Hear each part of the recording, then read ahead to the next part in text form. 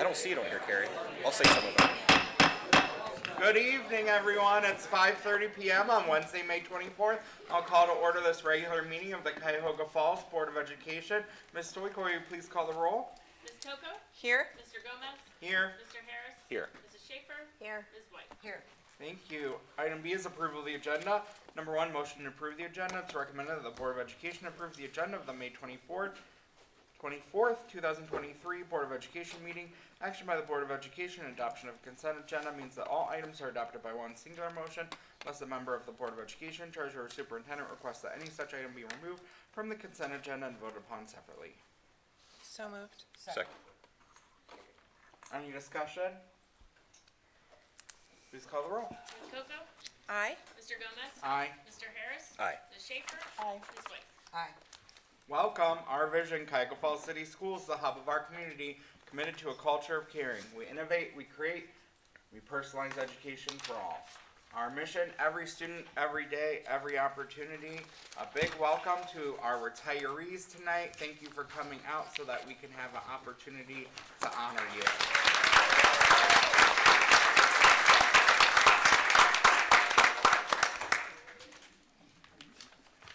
Number 2, informational items. This meeting is a meeting of the Cuyahoga Falls Board of Education in public for the purpose of conducting the school district's business. It is not a public community meeting, although there are opportunities for public participation. If an individual wishes to address the board regarding a topic found on the meeting agenda, the individual must complete a registration form found inside the attendance notebook and present it to the treasurer. Following the introduction of the topic by the board president, followed by board discussion, the individual will be recognized. If an individual wishes to address the board regarding a topic not found on the meeting agenda, they must notify the superintendent and or board president of the topic no later than 3 business days in advance of the meeting. These individuals may share their comments during the board business portion of the agenda. In both cases, the individual will preface comments by an announcement of their name and address and limit comments to 3 minutes. All statements should be directed to the board president. No person may address or question board members individually. In addition, in public session, the board will not hear complaints about school personnel nor against any person connected with the school system. An unabridged board agenda for this meeting can be found on your electronic device at the address shown on the screen, and for your convenience, hard copies of the board agenda may be found on the table by the sign-in book. The next regularly scheduled meeting of the Cuyahoga Falls Board of Education is June 14th, 2023 at 5:30 p.m. here in the Cuyahoga Falls High School Library. Now for our Pledge of Allegiance, Ms. Coco. Please join me in the pledge. Stand if you're able, please. I pledge allegiance to the flag of the United States of America and to the republic for which it stands, one nation, under God, indivisible, with liberty and justice for all.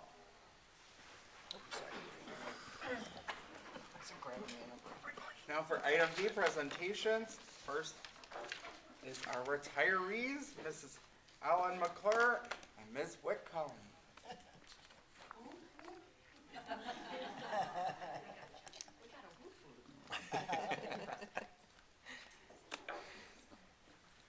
Hi everybody, welcome tonight. One of our favorite nights. We have 7 very special retirees that are with us tonight. So we are going to kick it right off. We first want to ask Mrs. Mary Connolly to come on up, Mary.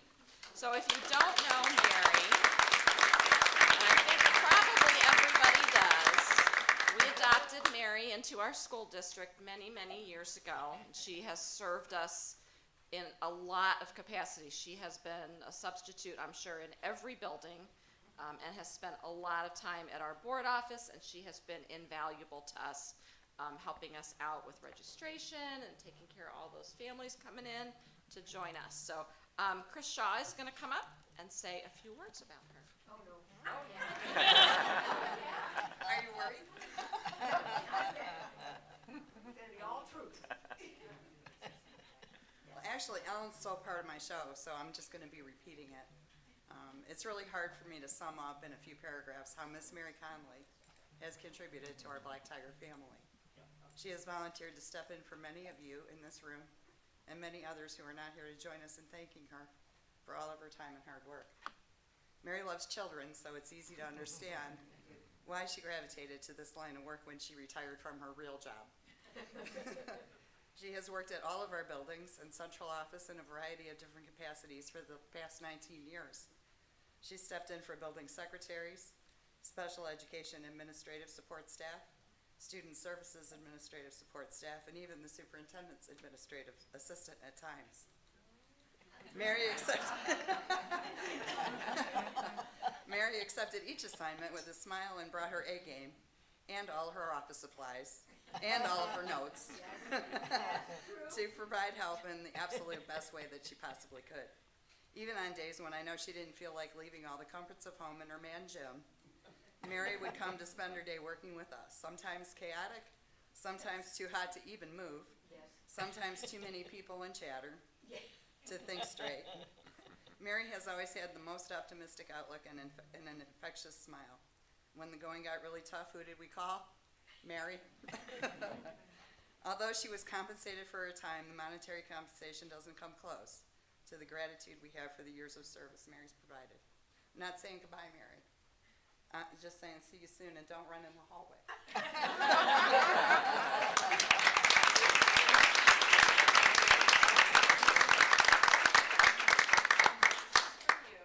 Gratitude, and Peggy has the box. Oh, this is beautiful. Has my name on it and everything. My years of service? Yep. Perfect. So happy. Thank you. Thank you. Favorite color of rose is yellow. Did you say? May I? Absolutely. That's right. Okay. Echo that. You don't have to move it. It just records. Don't worry, it'll get you. There we go. I can talk real loud if need be. Okay, first of all, I want to thank Mr. David Rump. He's the man who hired me. He took a chance, and I didn't let him down. And I thank my brother John for being my, giving me a recommendation. I want to thank each and every school that I worked at. I want to thank all of the secretaries that I sub for. And I especially want to thank all of those wonderful, wonderful children. I loved each and every one of them, and I had a good time. I also want to thank everyone past and present who works at the board office. They're like my family, and I love each and every one of them. And Kim Cole, I need to mention you the most because you were the first one to train me at the switchboard, and you're still there, and we can always count on Kim. I also want to thank Boss Chris. Oh my. She had to put up with a lot, but we also had good times. We had a lot of good times. I want to thank God for all my blessings. And last but not least, I want to thank my Jim for always being there for me, because he always was, and he still to this day, after 33 years, takes very good care of me. I want to thank everyone. Thank you all so much.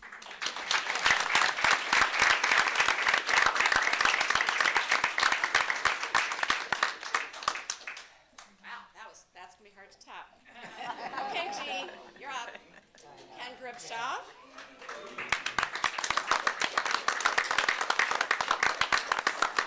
I had the pleasure of being Ken's principal for 2 years while I was at DeWitt, so I'm gonna ask Mrs. Scala to come up, who is the current principal at DeWitt School, to have a few words about Ken. Ken left us in December, which is why he looks so wonderful. The rest of us are really tired. He's well rested. So, we turn it over to you. All right. Well, when I came to DeWitt Elementary, I had no idea what to expect. I had heard great things, but I had no idea what I was getting myself into. Then I met Mr. G. Family. That's what G brings to DeWitt. He's that person you turn to for everything. He brings patience and understanding, a listening ear when you're trying to work out a tough problem. G was always the first person to jump in to help in any situation. He helped make sure our building was running smoothly, safe, and filled with love and laughter. Although I am sure he's sitting there disappointed that he did not get to plan out field day. Although I have to say, he showed up to field day today. The values that he brought to the students and team at DeWitt will live on. Retirement is a well-deserved reward for years of hard work and dedication. I know he's enjoying his daily walks with his dog, cooking dinner for his wife, that's what he said that he's doing, and planning out his next adventure. Thank you, G, for always being our go-to.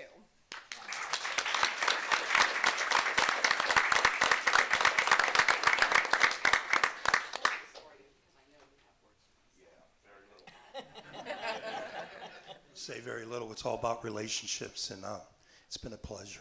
Thank you all very much, because I don't want to get emotional, so I'm just going to leave. Thank you.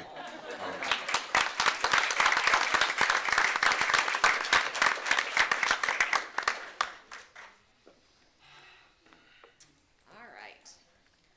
Moving on, Katie Flanagan, come on up. And joining us are Courtney Benjamin. You can bring that beautiful baby up here. And Tracy Early, who is the principal at Lincoln Elementary, where Katie is a teacher. I'm going to turn it over to one of you. I don't know who's going first.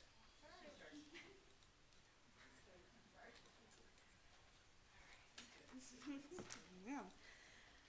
So I'm the intervention specialist at Lincoln, and I've been working with Katie for a little over 10 years. And I'm going to try and get through this without crying, so bear with me. I want to just say, where do I even begin? I may have only been with you, Katie, for a portion of your career, but wow, was that time impactful. You have touched so many students and coworkers' lives that it's hard to not go on and on right now. You have always gone above and beyond. You would do anything to make sure each and every student succeeds in your classroom. In fact, most nights you closed down Lincoln by staying super late. You were always making sure you had everything ready to teach and made the most meaningful lessons for the next day, and that every single student in your class was always successful. You also made sure all of your coworkers had everything they needed and would do anything to help everyone out. You did everything you could to make sure everyone was taken care of, except for maybe getting rid of that spider. That was a job for Erin. On a daily basis, you could always find another staff member in Katie's room, including myself, almost nightly. Because of this, the great listener that Katie is, and the amazing advice that she gives, I think everyone at Lincoln would agree that we don't know what we would have done without you at Lincoln. You will be greatly missed next year. It takes an amazing person to want to co-teach with someone each year after year, and I greatly appreciate everything you've done. We have been through some really great times and some really tough times together, but you have always been there with a smile on your face, doing what is best for every student that comes in your classroom. I hope you get to enjoy that much anticipated time with your grandbabies, and I hope you know how truly you will be missed at Lincoln. You are truly a legend, and we cannot even begin to count the number of lives you have changed for the better. Have a great retirement.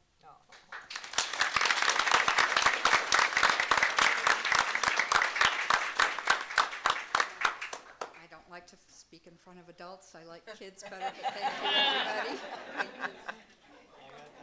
Thank you.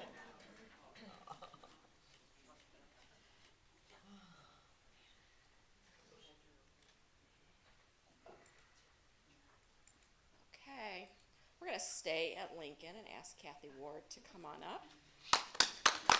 Miss Early, come on back up. If you don't know Kathy, Kathy's a phys ed teacher at Lincoln, and she has two people speaking for her, Katie Crumrig, who's a music teacher, and Miss Early again. I'm sure it'll be wonderful. We'll do our best. I know. Good evening. I have had the honor and privilege of teaching with Kathy Ward for the last 5 years at Lincoln Elementary. And I have had the privilege of working with Kathy for the last 9 years at Lincoln. Kathy has taught at Lincoln for 26 years, and I believe 30 overall. When I started my music teaching position at Lincoln back in 2018, Kathy was incredibly supportive, showing me the ropes of the building, and if you've ever been in Lincoln, it's a different animal. She helped me understand the ins and outs of flag patrol, crossing guards, recess, and cafeteria duties, none of which I'd ever had the privilege of experiencing before coming to Lincoln. And she offered her help often with whatever I needed, knowing that I would undoubtedly have questions. Kathy also encouraged me to be myself and establish my classroom as mine.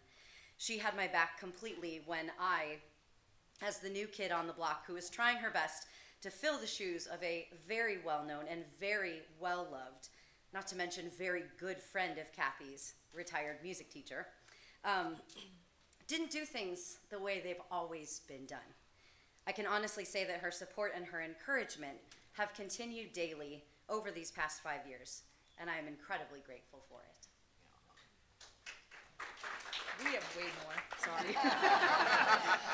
Kathy Ward is the epitome of caring. Not only does Kathy care about every student she has ever taught, but Kathy cares about the lessons her students have learned and continue to learn, both in the importance of lifelong physical education, health, wellness, and nutrition. But they'd also like to give you many, many examples of how Mrs. Ward cares for her students, demonstrating kindness, consideration, inclusion, compassion, respect, responsibility, safety, sportsmanship, and love. Mrs. Ward does love her Lincoln family.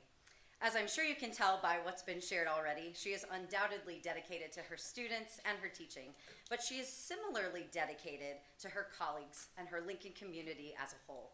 Kathy is among the first to volunteer to help in any way she can during after-school and evening events, such as open house, our back-to-school bash, music programs, and art shows. She loves to support student activities such as Lemonade Day, and you might even see her with an ink blotter or two at our bingo night. Mrs. Ward also loves to hop on her bicycle for exercise, and not only can she be seen riding around town, but she can often be found at many a student's game or practice, often by invitation that very day or the day before. She designs and executes not just one, but 2 field days for our students yearly, including and recruiting the help and support of her colleagues and parent volunteers so that her students can demonstrate many of the skills they have learned throughout the year and have great fun doing so. She's coordinated and collaborated with staff, administration, our PTA, and Relay for Life of Summit County for, I honestly don't know how many years, to provide a truly awesome annual relay recess at Lincoln Elementary, a day-long event with many months of preparation, in which students can experience firsthand how good it is and feels to care for others by raising funds to support the American Cancer Society. Kathy has an energy about her that makes you want to stick with her, find out what she's doing that day, to join in, to grasp just a bit of the love and excitement she has for life and run with it. Well, let's be honest, I may not be running anytime soon, but hopefully you catch my drift. Kathy has been through everything with me. I cannot thank you enough in how grateful I am for everything that you have done for me for the last 3 years. Mrs. Ward, what will we do without you at Lincoln every day? Well, we know what we'll do. We'll get up, we'll get moving, we'll make the best choices we can make. We'll take care of ourselves and each other, just like you've taught us to do. We hope you can sleep in each morning, enjoy a cup of coffee with the sights and sounds of good books and beautiful birds. We hope you enjoy plenty of time to travel to and with your family, hoping to head to that Super Bowl and spoiling your beautiful grandchildren just like Nanny should. Congratulations on your retirement, Kathy. We love you.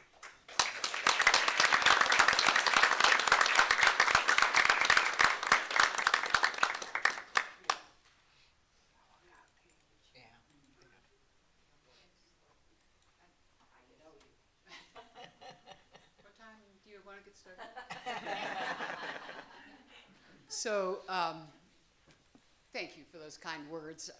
I'm blown away by them. I haven't had a whole lot of time to reflect on this retirement. I've been a little bit busy the last couple weeks, but I get a lot of people asking me questions like, what are you going to do in retirement? You know, what are your plans? Why isn't your office cleaned out yet? Are you keeping that? Things like that. So I haven't had a whole lot of time to reflect. But one thing that I will say that is striking me in the last few days is how blessed I am. I'm blessed with a wonderful family, loving husband, and I am blessed that through my career path and other things, God has placed people in my path for a reason. And I am blessed by those people, and I'm pleased to say that many of those people are part of the Black Tiger family, and I thank you all for that. Thank you.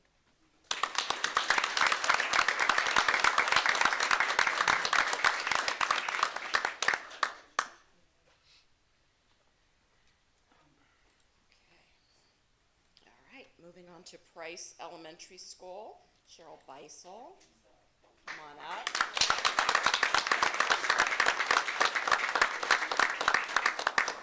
Jackson, she just told him to be kind. Jackson's going to speak on behalf of Cheryl from Price Elementary School.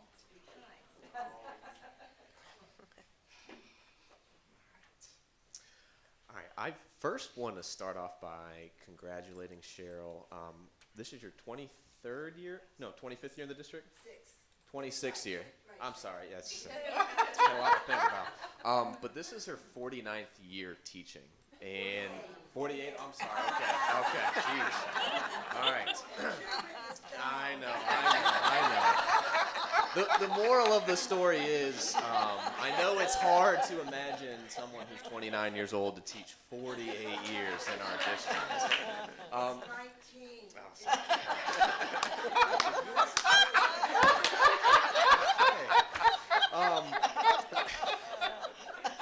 And hopefully those of you that know Cheryl, this is right up her alley. This is a perfect speech that we got going on right now. Yeah. That's because overall, Cheryl truly is a special teacher, and more importantly, she's a very special person. I know Cheryl doesn't like to mention the number of years, obviously, because I can't get it right. But it's a way to show how many students' lives that she's influenced and how many educators she has worked with over the course of her career, including those who came out tonight in support of her. I am also extremely fortunate to be one of those teachers, and while I may be just a small part in your journey, you've been an extremely crucial part in mine. This is my 3rd year in the district and my 3rd year as a certified teacher, so she's been with me through my entire career. I consider her to be my work mom. You guys can clearly see that. Yeah, it was, yeah.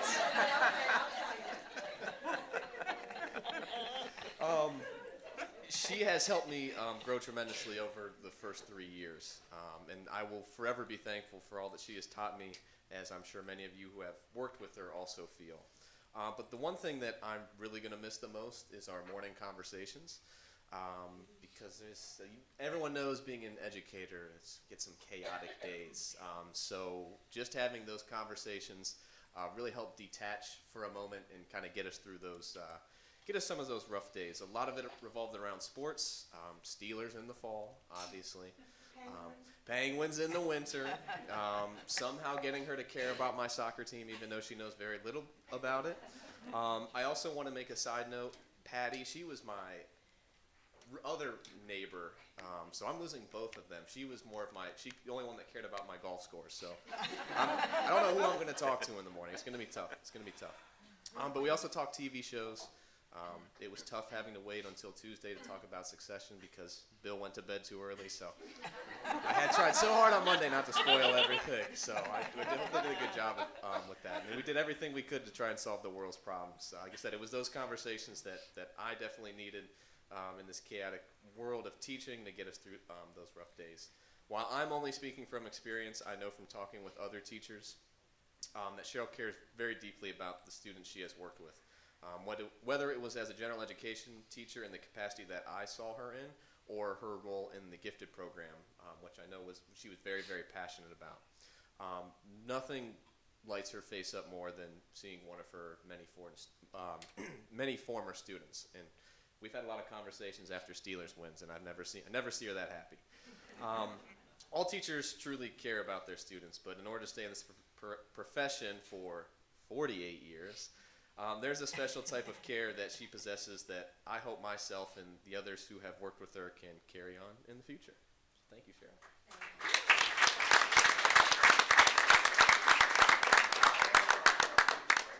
So I remember 26 years ago, I came out, my husband got a job at University of Akron, and we were living in Williamsport, Pennsylvania. I was teaching in a high school, and he got this job. So I started looking for jobs out here, and I sent a whole bunch of applications all around. I forgot all about it, and then lo and behold, Tina Dinklocker called me and said, "You want to come out?" I'm like, "Well, yeah, I could use the money." So I came out on a Tuesday, and I interviewed. And Friday, now I'm still living in Pennsylvania with 2 little boys, and Friday, Tina Dinklocker calls and says, "Would you like Catherine Roberts said, "Would you like the job in the gifted program. I said, I love it. When do I start? And she said, Monday. Okay, I'll be there. So I packed up the dog and 2 kids, and we came, and I ended up working at DeWitt. I worked at, obviously, Price, Preston, Lincoln. Everybody became my friends and my family. So if I can just give you a couple pieces of advice. First of all, you got to love what you do. You got to find a way to love, or it's just not worth it. And every morning I get up, even on Monday mornings when I'm tired, I still love what I do. And second, don't take yourself too seriously. Those are the people that get in trouble, you know. I was not going to change everybody's life. I was just going to do the best I can and never stop laughing. That's my advice to you. And I love Jackson, even if he gets it wrong.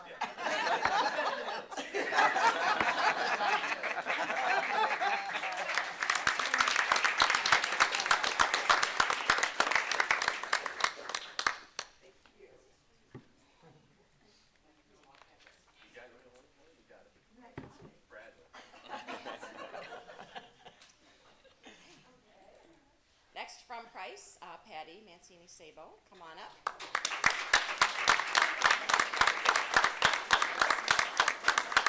And speaking for her is Lydia Taraji, who teaches with her, and then Mrs. Amanda Wyckoff, principal at Price, will also have a few words to say. It's all yours. Thank you. Hi, good afternoon, everyone.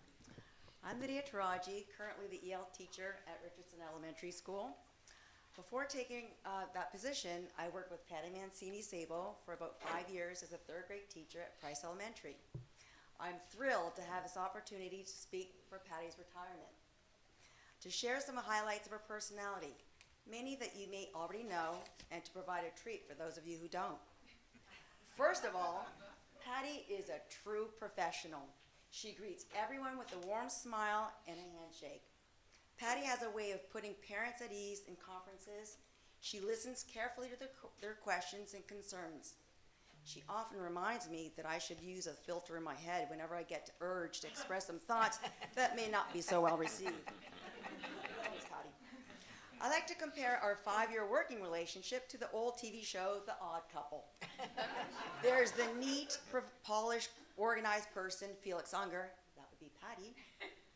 And, of course, there's a not-so-neat person, Oscar Madison, that'd be me. So, for example, throughout the year, Patty could be found organizing her room, wiping down the desks and the bookshelves, and even wiping down the textbooks before putting them away for the next use. In Patty's room, everything has its place and its purpose. I'm still a work in progress in that area, but let's move on. I can always rely on Patty to remind me of the forms that needed to be signed or submitted, and keep me up to date on the latest schedule changes in the building. Another example of her organizational skills is in the yearly 3rd grade scavenger hunt. Patty carefully planned this activity, checking checklists for kids, hiding all the items to be found at the local park, and providing individual bags to the students so that they can store their found treasures. I was not a fan of this activity at the beginning. Sorry, Patty, I never told you this. But I grew to love the hunts as much as she did, or as much as the kids did every year. They loved it. As a colleague, Patty is very insightful in implementing an activity or strategy to improve student learning. Having over 30 years of teaching experience, she is always willing to share her knowledge with others. Patty expresses herself with sincerity, never with an ounce of judgment or a sense of superiority. Although we all think she was born with an extra common sense gene, really. Patty has a way of making others want to be and do better. She has high expectations and a strong work ethic, which she instills in her students. She keeps that bar high throughout the year. Part of Patty's success is in her consistency in her daily habits. Take her lunch, for example. Patty and I always brought our own lunches to school. Rick, her wonderful husband of over 35 years, made her lunch every day. I loved how she had similar things in her lunch every day, every week, and throughout the year. Even now, I think I can recite what she had for lunch today. You can now break free, Patty, and explore other options for lunch. All kidding aside, I cherished our lunchtime together at Price. We talked about everything from family, school, politics, movies, and where to get the best pizza in the falls. My favorite discussions were about our bucket lists, or the places we'd like to visit when we retire. I know that Patty and her family will explore many outdoor activities such as camping and hiking. They will also sing along at the Broadway musicals in Cleveland, enjoy Friday Night Cosmos, Rick's specialty, with family and friends, and of course their weekly Sunday dinners. Part of what keeps Patty so grounded is her close-knit family. This includes her husband Rick, her daughters Caitlin, Emily, Jen, and her son-in-law Evan. She will also be enjoying her retirement with her sister Joyce, who has also retired from the Falls and has been a teacher in the Falls for many years. Throughout the years, I have learned how important her family, faith, and friends are to Patty. She always takes the high road in everything she does. She's truly one of the most decent people you could ever meet. The Cuyahoga Falls School District, students that she taught, and the teachers and administrators she worked with were lucky to have her. Moving on, my friend, and we all want to wish you many exciting, happy endeavors. Now let's give a round of applause to celebrate my colleague and friend, Patty Mancini-Graber.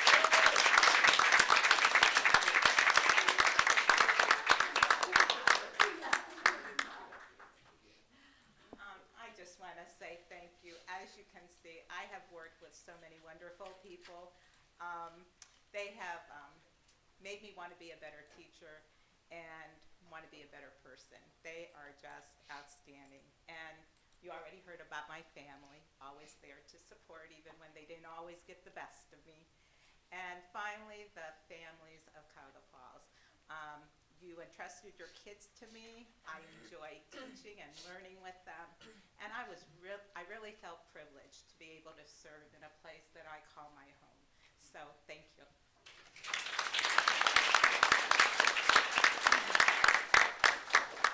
I'm just going to share my thoughts on both Patty and Cheryl's retirement from Price.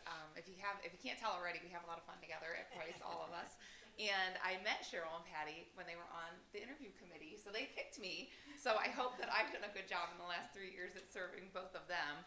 But I will tell you, I've been in education for 20 years, and I'm yet to see retiree aged people that will embrace education like these two ladies. Their ability to try new things, to be open-minded, to be inclusive is unmatched, and it is something that I will learn from, and I hope that I can be half of what you two are when I get to the point that you're at. They'll come get some.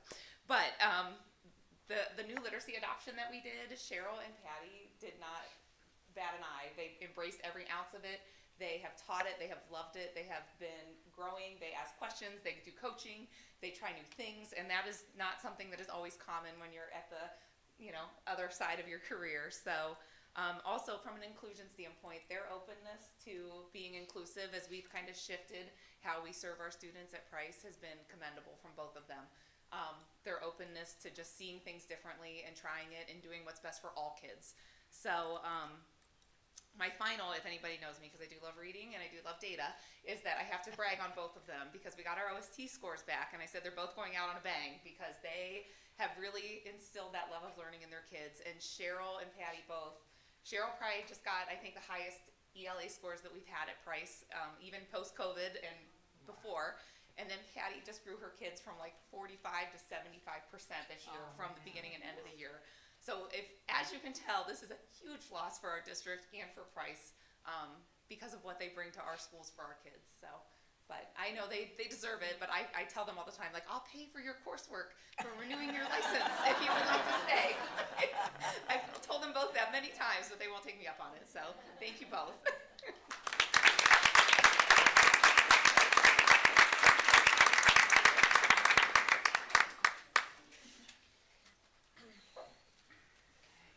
Last but not least, Bob Coe, come on up. Bob is retiring from Roberts Middle School. Mr. Chris Geyer, the principal at Roberts, is going to do some speaking for him. First, I'm going to ask Mr. Coach to just take a couple steps to the left because, as you can tell, he dwarfs me, which is great, though. Bob is certainly a giant amongst most men, so I don't take it personally, Bob. Ladies and gentlemen, it really is a privilege and an honor to bid farewell to Mr. Coe. He's a remarkable educator. That's the easiest thing to say. He's a phenomenal person. He's dedicated his entire adult life to shaping the young minds in the realm of social studies, which is impossible. For a moment, let's just reflect on what life was like in 1989 when Mr. Robert Coe taught his very first class at Roberts Middle School. Considering computers didn't exist in classrooms yet, teachers had to rely on their own ability to research topics and to creatively develop their lessons for their students.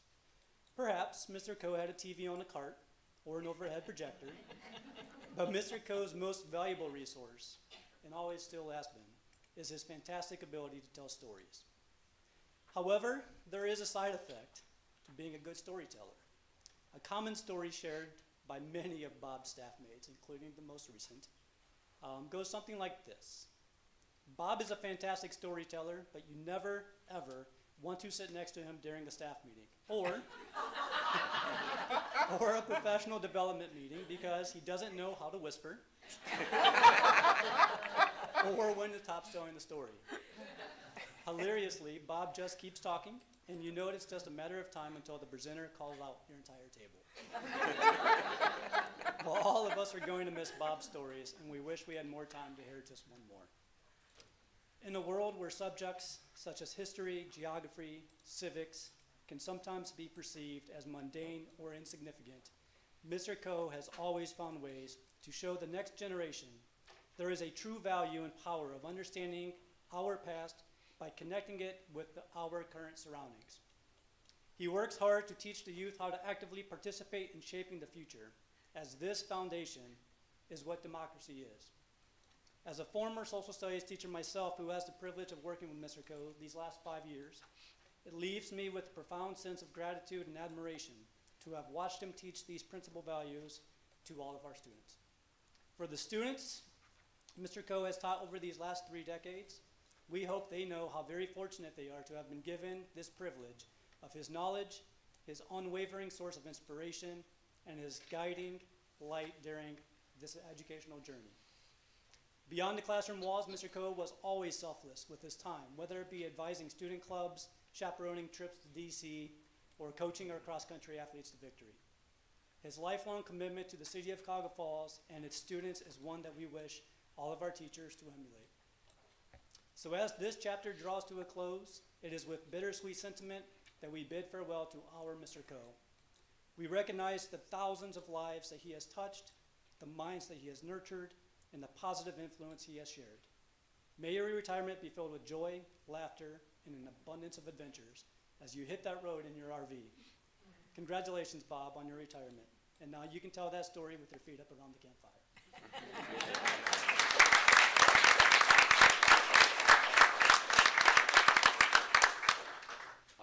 I just want to thank everybody, especially Chris, for the kind words. Coming to Cuyahoga Falls was very easy. I was welcomed into the district. It's always been a pride to wear the black and gold. Working with great people like Sarah and Lisa, who are sitting over here. It's just really easy to come in with the staff that is as supportive as ours was at Roberts. Been through many principals, but staff turns over, and yet everybody that comes in is super caring, and they drive you to work harder to try to keep up with them. And so it's always been great working here. It is going to be fun getting away, but I will always be remembering Cuyahoga Falls, and I'll probably be back for some field days and definitely a few track meets, I'm sure, once you get a new track.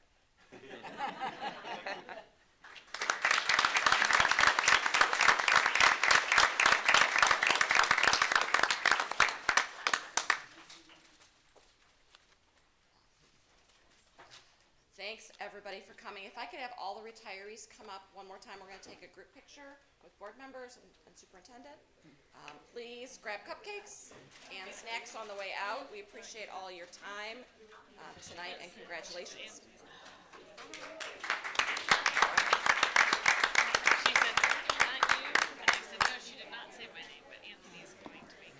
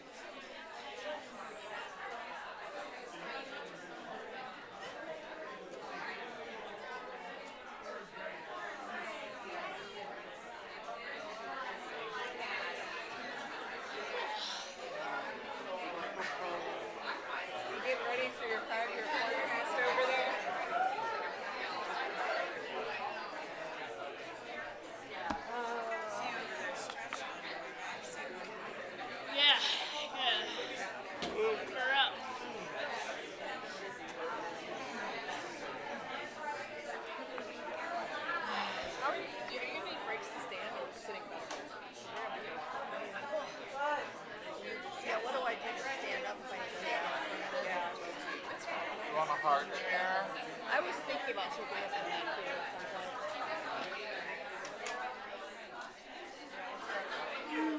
Who knows? I don't know. Well, feel free.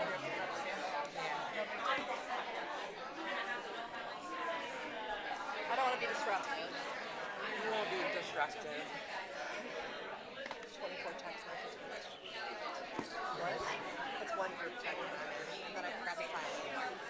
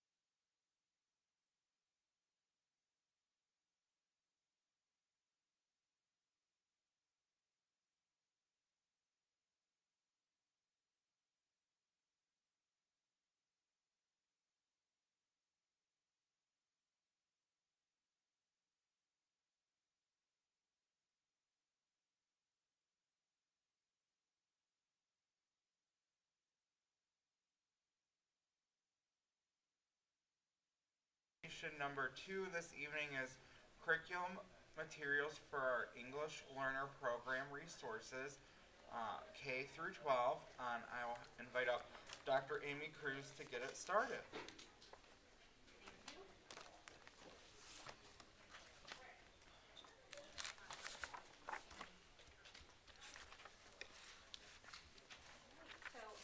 At the start of this school year, Mrs. Lewis began working with our 11 EL teachers in the district, our teachers of English learners, and they reviewed current resources, they evaluated needs, they piloted and tried different products, they developed a rubric to evaluate resources, and then ultimately prepared for tonight's recommendation to you.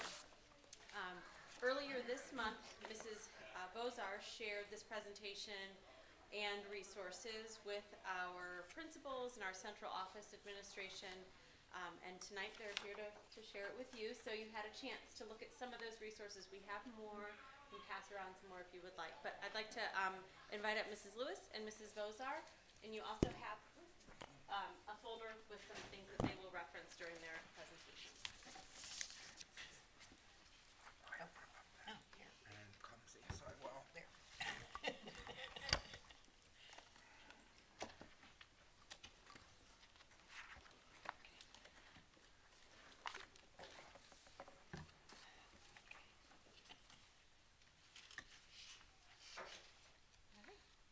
Hello. I'm not going to be as entertaining as the retirement speeches, sorry. All right. So tonight we will be sharing our selection process and the EL-specific resources that we are recommending for adoption. Mrs. Vozar and I led the process within our department of 10 other EL teachers, and they're all listed up here. And every teacher in our department participated in some capacity with the evaluation, trying out the products. So just a little bit about our service delivery model. So at the elementary, our department offers different supports based on students' grade level and English proficiency. In elementary, we use pull-out instruction for our language acquisition instruction. And we focus on the 4 domains: reading, writing, listening, speaking. This occurs during an intervention block when new instruction is not happening in the Tier 1 classroom. EL students do receive all their Tier 1 instruction with their peers in their grade level classroom. So the pull-out supports the Tier 1 instruction by filling in the gaps in the language acquisition. And this is where our new curriculum would come into play. So the other elementary services we offer are push-in support in the classroom and monitoring and consultation. Is that individualized, or do they pull them out in groups, or is it a mix and mash of whatever? It's a mix and match. Ideally, it's by proficiency level. Okay. But I mean, sometimes there might only be 2 in a grade, and we don't want to pull from other grades when they're having their core instruction. So it's a mix and match. All right, and then at the secondary level, we have the students with lower English proficiency taking ESL classes, and they are leveled, and they receive a foreign language credit for taking these classes. That is where this curriculum for secondary would come into place. We also do co-taught language arts classes at the high school, and then the monitoring consultation for our stronger speakers and readers, writers. You get it.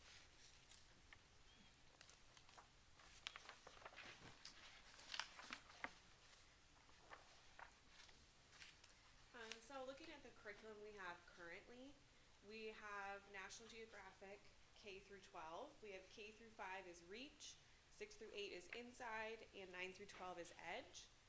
The things that we like about the curriculum that we have, that they do focus on all 4 language domains. That would be listening, reading, speaking, and writing. They have grammar and academic language within the curriculum, and they're based on proficiency level. The reason we need new curriculum, though, is all of these programs are no longer in production. So they don't really fit our service delivery model, especially at the elementary level. They're made for longer pull-out sessions, full class periods.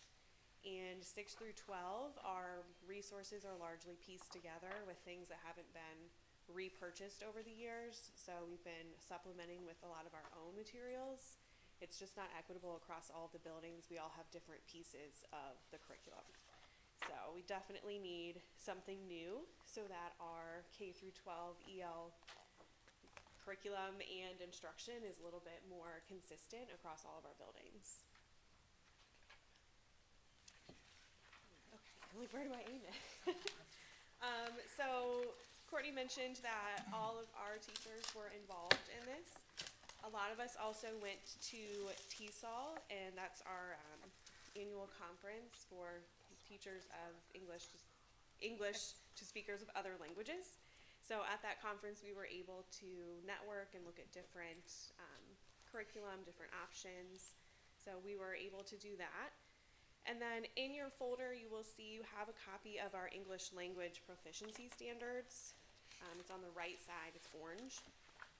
It's not the whole 142-page document. It is just focusing on how our standards are the same K through 12, but the performance indicators, what students are expected to be able to do, differs based on grade level. So the standard fits the appropriate grade level for students. For example, 6th grade, no matter their language proficiency, should be working on an argumentative essay. Now, the way that they can do that is differentiated by each English level indicator. So our beginning students would obviously create a very different product than our higher level students, but this was the challenge in finding curriculum. It's not the same as our typical ELA curriculum where you have all 6th grade students must do this, must produce this. It's leveled by the English proficiency. And then our needs and non-negotiables that ties into our standards. So K through 5, we needed something more aligned to the Tier 1 classroom instruction. So that's less pull-out time, focusing just on filling the gaps in language acquisition, as opposed to having a 40-minute long class period with the student. So trying to find something that was more targeted for mini lessons, and also many opportunities for speaking. Those tend to be our lowest scores at the elementary level. Our students don't feel confident engaging in their content classes and their gen ed classes. So they need that time with the EL teacher and the specified curriculum to work on their speaking skills. 6 through 12, we continue to need something with a grammar component and academic vocabulary. So we found that in our curriculum. And it also needed to be something that's not taking the place of ELA. Our students 6 through 12 are still working with HMH. They're still in their mainstream ELA class, but they needed something that really focuses on that language acquisition, filling the gaps, rather than just being ELA Part 2. So these were the things we were focusing on, working on transferable skills as well for K through 12, so that what they work on in their ESL time, whether it be pull-out or a scheduled class, they can then take back to their content classes. Right. And after going through presentations and looking at what is out there for EL curriculum, we narrowed it down to 3 possible for each grade band. So K through 5 had 3, 6 through 8. There was actually 6 through 12 that had 2 options, and then 1 that was separate, 6 through 8.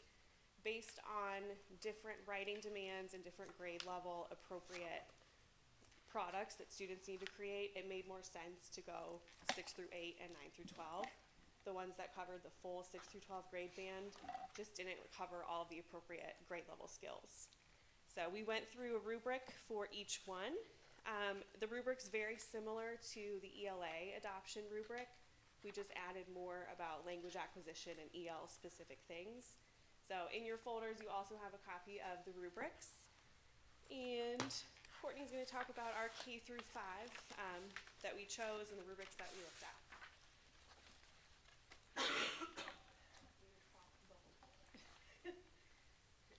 Yeah, sorry, the rubric print is pretty small, but you do have links where you can access all of the rubrics online. So as you can see, Ballard and Ty's carousel of ideas blew the others out of the water. You already have the kits, I believe. Yep. The really big books. Yeah, the green and blue. So in each, yes, yeah. So each kit has actually 2 kits, 2 sets. So the first one is the lower proficiency. It's more of the learning to read, and then the upper one is the blue. That's the reading to learn type concept. So should probably talk into the mic. It's a comprehensive and systematic English language development program focused on grades K through 5. It's not a sheltered ELA program. So, like I mentioned earlier, it doesn't take the place of Fontes Infernal, Haggerty, all of that happening in the Tier 1 classroom. And sheltered instruction, it's an approach to teaching EL students that integrates language and content. So you've probably seen the notes about the upcoming PSYOP training. That's a specific model on sheltered instruction that our teachers will be receiving. So this isn't the sheltered ELA. So this program, it's for, yes? What does PSYOP stand for? It's Sheltered Instruction Observation Protocol. So it's a copyrighted sheltered instruction model. This program, it's for newcomers to long-term ELs, and it addresses beginning to advanced learners, so the whole spectrum. It is aligned to the Common Core standards, and let's see, each lesson focuses on the I do, we do, you do philosophy, so students are seeing the information presented, they're practicing it together, and then they're applying and extending their learning with the you do. And it focuses on both the language forms and functions, so the grammar and the tasks. These are introduced and reinforced through the thematic units, and they build the fluency and automaticity, and like we mentioned, reading, writing, listening, speaking is integrated into every lesson.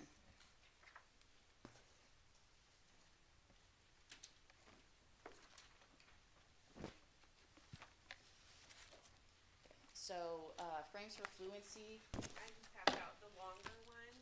Yeah, the longer boxes, and yeah, there's a couple books that go with them too. Yes. Yeah. So these are the actual, what they're calling the frames, the long cards that you have. And then Dr. Cruz has the other level. Yes, those are the frames for fluency, our sentence. Lots of goodies. Yes. So it's a supplemental piece.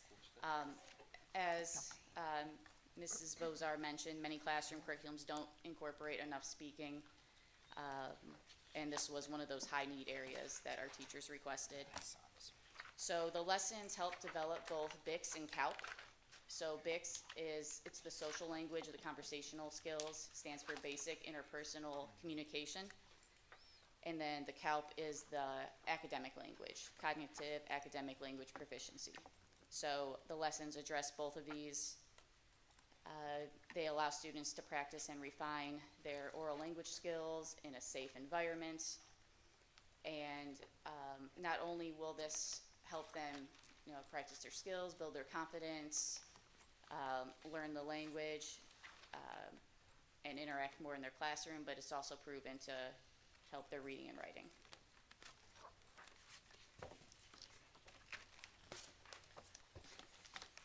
So when we asked our K-5 EL teachers what they're looking forward to with the new curriculum, they said developmentally and academically appropriate for our EL population. It covers all major components of the PSYOP model that should be used to teach students. Having a district-wide progress monitoring tool for ELs. Right now we don't have anything, so we're really looking forward to this component. It will help learning gaps and it will spark more meaningful discussion and solutions in TBTs. The new curriculum will also improve equitability across the different elementary schools. So on the next slide, this is a sample of a progress report. So I just want you to focus on the top section. There is a Spanish version too of this, so that's listed, but we're gonna focus on the English now.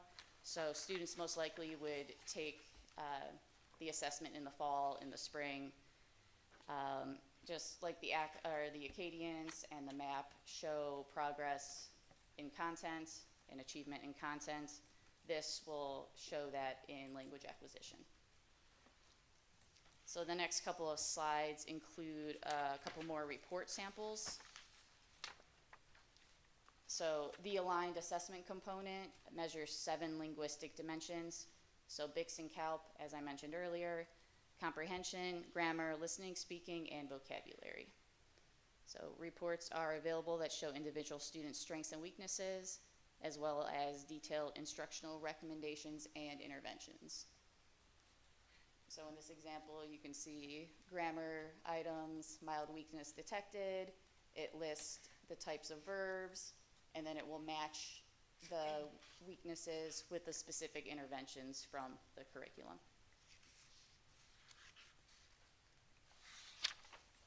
And then here is one more report sample, so you can do a class report where you can produce the diagnostic summaries to help group students by proficiency level or language weakness.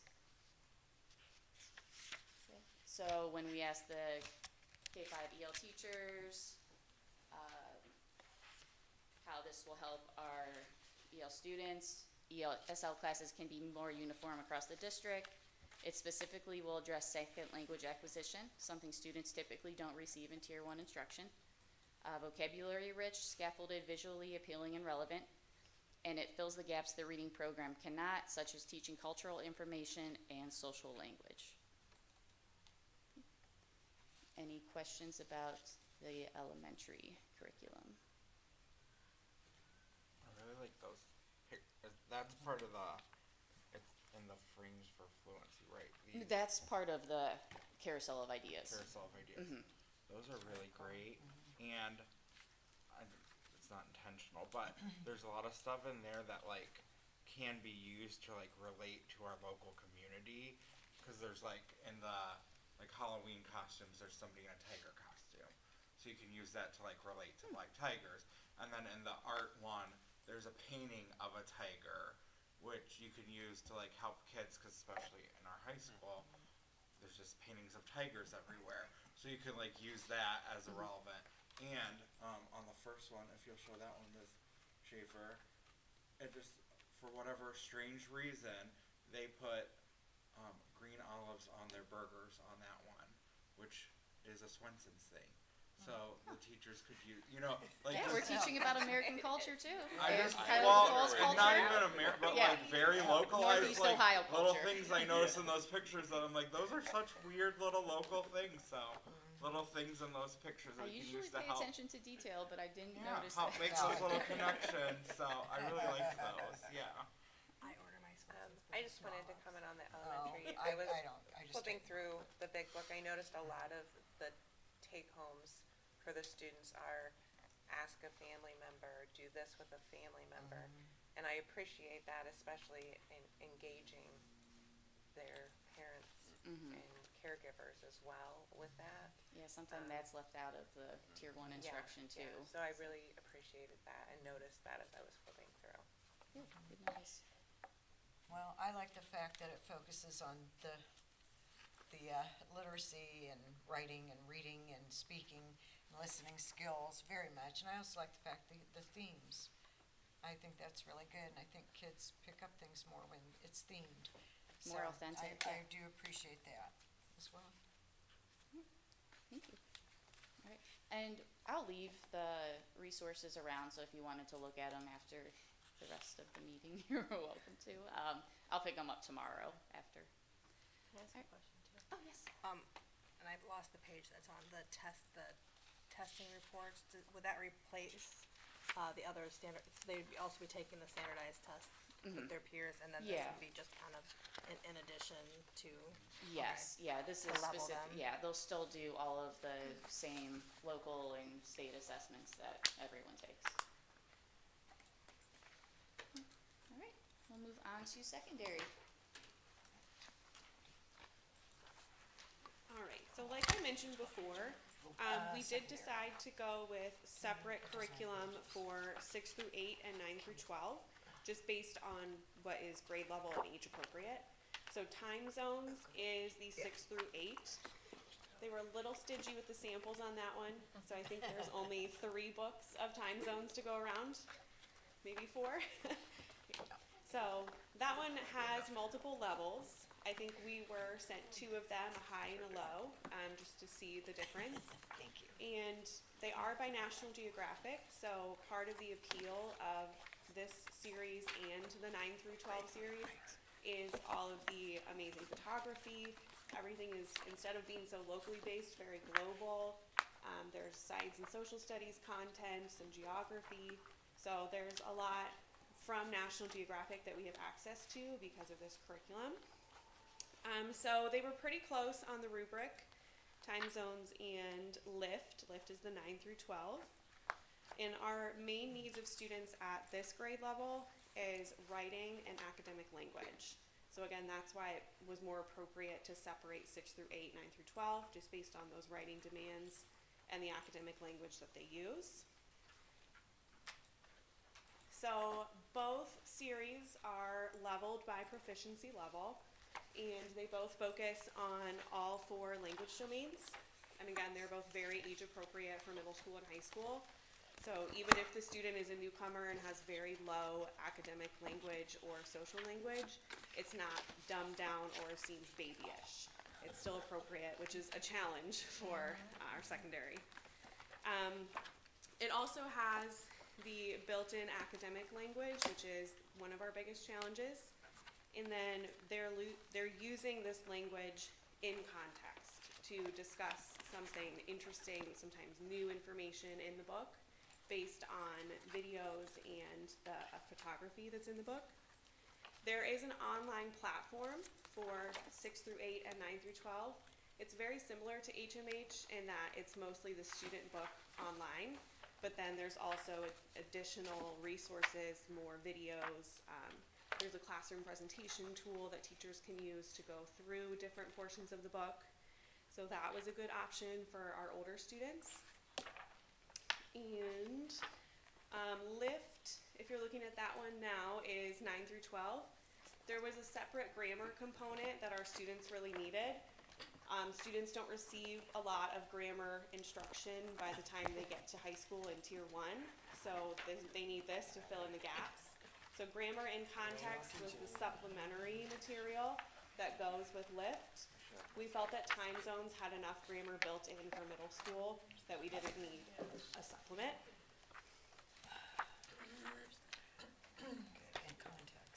Also in your folder, I forgot, you do have a page that gives you access to the online platform. So there's one for time zones and one for Lift. The one for time zones is just called time zones, but the one for Lift is called Spark. So it looks a little bit different, but it gives you the login code for different levels of the program as well. So you can see what students are asked to do in level 1 versus level 4. So that is in your folder behind the rubric. The data and progress monitoring looks a little bit different for older students because we are able to assign things online if we choose. So this shows an individual student report.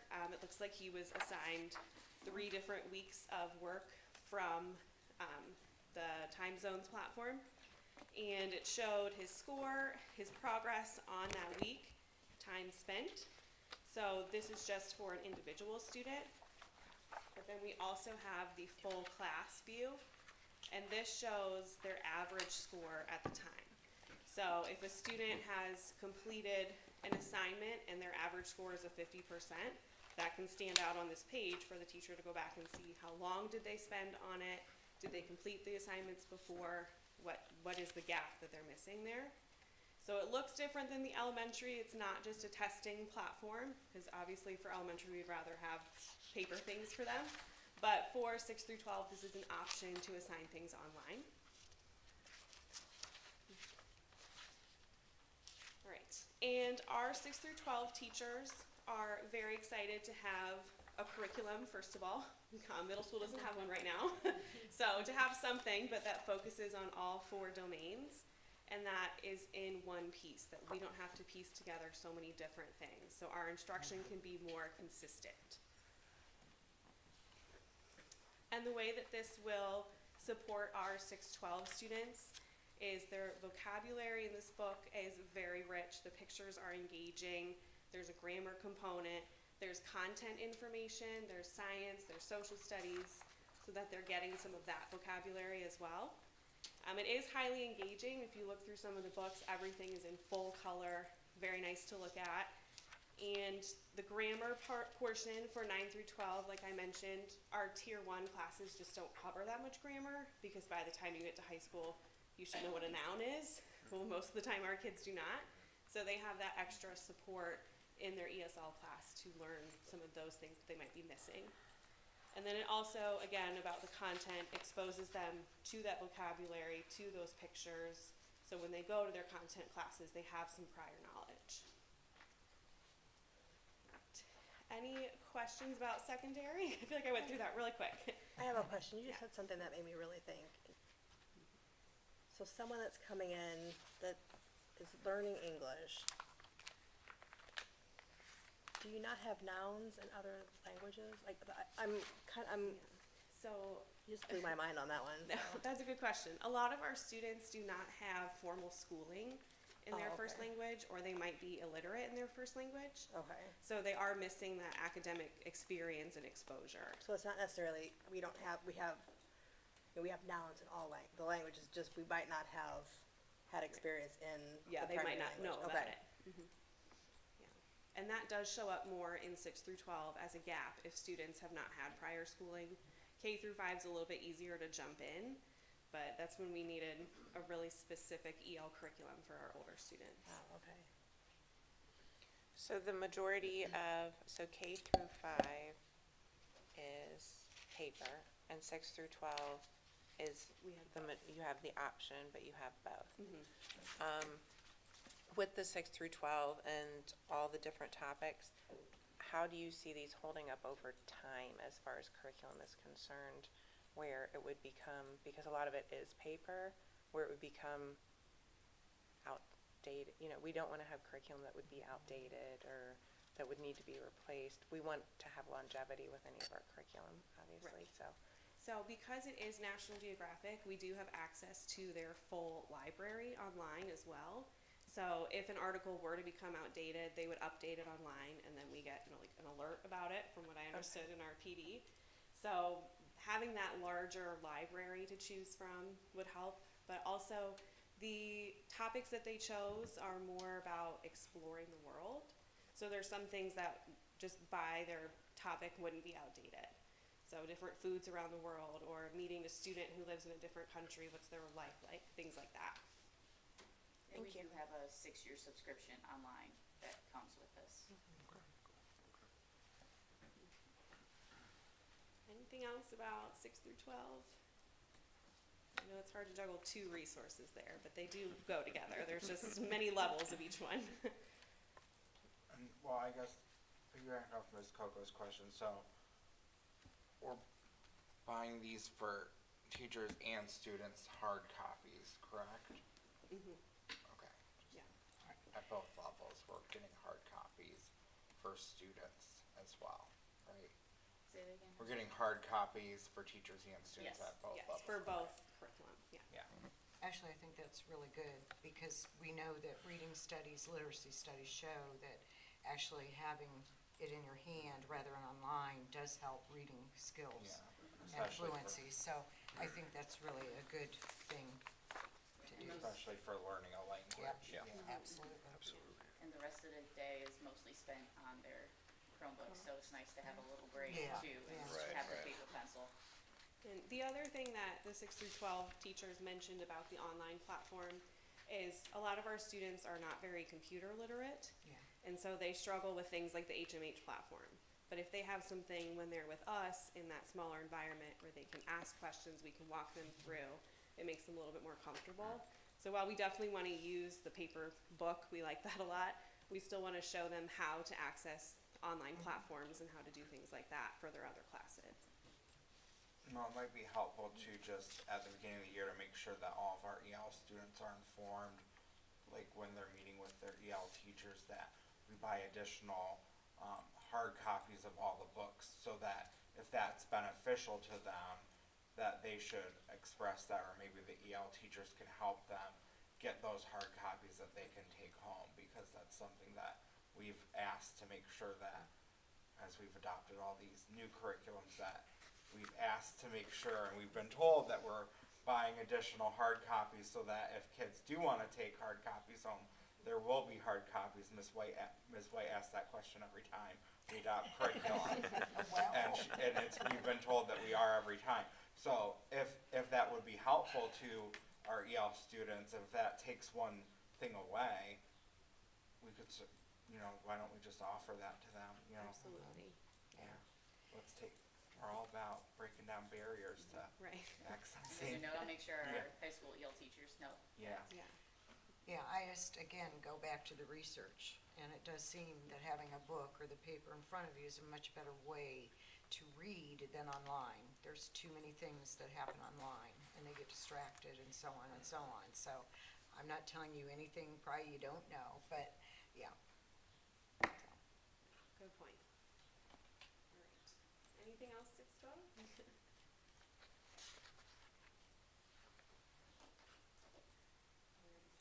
Oh, okay, my bad. So because we're investing our time and money in our resources, we need to make sure they're effective. So as we shared, each resource has its own progress monitoring tools with curriculum assessments and or performance tasks. Our Acadians, our MAP, our OSTs should all see increases if our program or our new curriculum is effective. And it should also be reflected on the state report card and the EL subgroup data. So, and then our OELPA scores, those are the big ones. It's our annual EL tests that all English learners take in Ohio. So each student has a target that they're supposed to meet on the OELPA. So we measure how many students meet that or if they exit. So we're hoping with our new resources that those will improve and more students will be meeting their targets because as we know, those targets keep rising.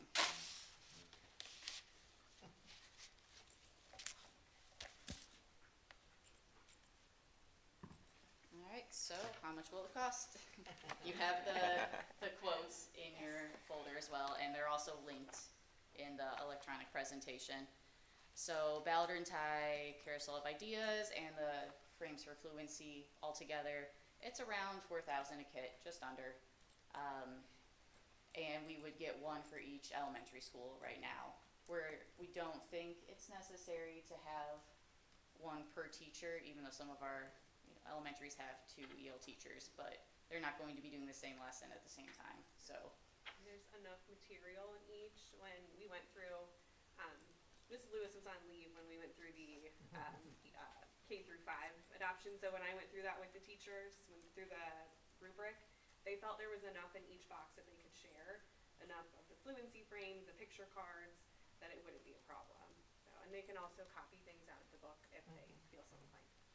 yeah, and included in that is on-demand training whenever we want it. We have the reps that we can reach out to at any time. It's no additional cost. It's all built in. And also there's no reoccurring cost with the paper resources. We can print them all. They're all digital PDFs as well. Okay, time zones, just around 6,000, and I put 25 students per year because typically that's what we'll have at the middle school level. And I didn't mention, it's on there that the K-5 would come from Title III funds, and then the secondary would be ESSER funds. And we will pay for that for 2 years from ESSER, right? Because Well, yeah, one more year. yeah, Next so this September, year and then next year. Beginning of next year. Yeah, this current school year plus 23, 24. Yeah. Yep. Yeah. Okay, and then 9/30/24. and then the lift in grammar and context is around 20,000. Approximately 40 students per year. We do have more students at the high school, but the higher level EL students don't take the ESL class, so I didn't include them in that figure. Okay, so total it would be $58,408.35, which for a program of around 300 students, that's not too bad. Let's see. Right, so our next steps after the presentation and hopefully approval at the next meeting. We'll move on to create our schedule for professional development, making sure that is front-loaded before we start using the materials, and then establish a data calendar for our common assessments, our new progress monitoring tool at the elementary. We're excited to have something in our ELTBT that we can discuss and analyze the data. Any final questions or thoughts?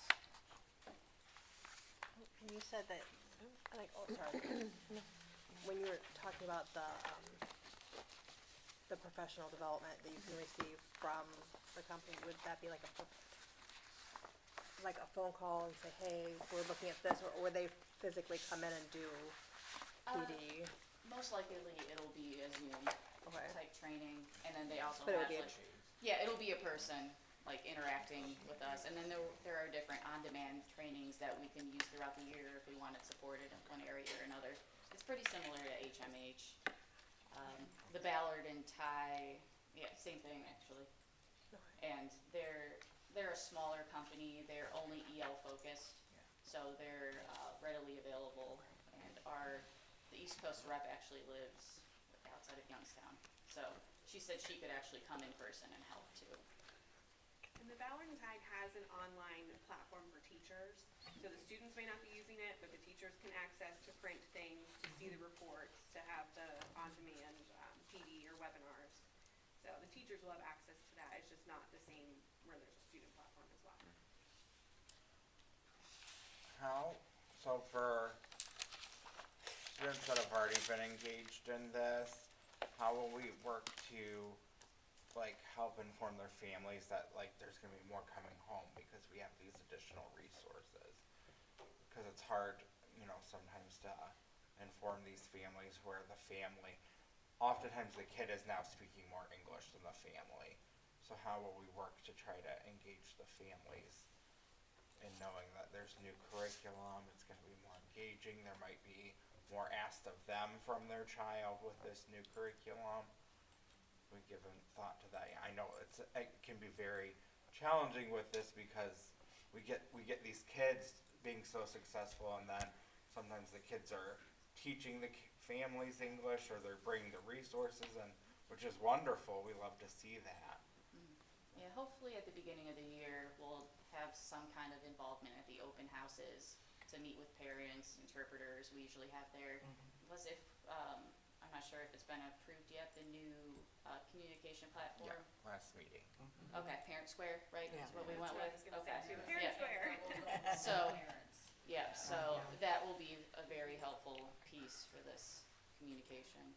And that has the audio capabilities so that we can send home a translated message for our families that are not literate in their first language. Okay. That was one of the big selling points of that too. That's right. So we're able to give that information to them where they can listen to it and understand. And then down the road, just because you're here and Miss Stewart's here, down the road, one of the things I'd love to help us, one of the challenges I think that our EL families have is that sometimes when they're not fluent in English is that they get left out because other families can't speak with them in terms of play dates and other things. It's hard for the families to engage those parents to invite their kids to a birthday party because the family doesn't know how to invite that family because the family doesn't know what language they speak. Or I've heard Ms. Coco share a really profound story with us about a situation where she helped a student get enrolled in band. But I know like at Lincoln where they try to invite kids to play dates or birthday parties, but the family doesn't speak English, so they don't know how to RSVP for the birthday party, and then the kids get left out. So that's a challenge that I think that going forward that we face as well, and trying to find ways to bridge that gap as well to make sure that our family, all of our ELL families feel welcomed and included in. It's a big ask, I know. It's not a problem we'll solve tomorrow, but it's something that I just thought Foresee a since brainstorming you were session coming up soon. since you were here, I thought I'd throw it out there because it's something that we're seeing pop up more and more, and I don't.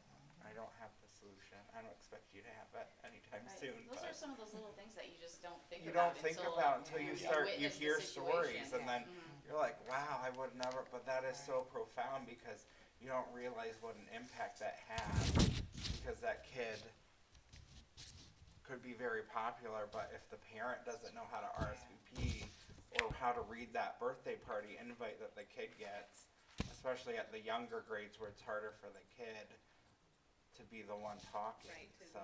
speak for the family. And I know we've talked about having a family liaison I was just of gonna some say that. sort. We've So that talked might be about it something too, so that yeah. that person could help Yeah. educate families on what is this that's coming home, what should you do.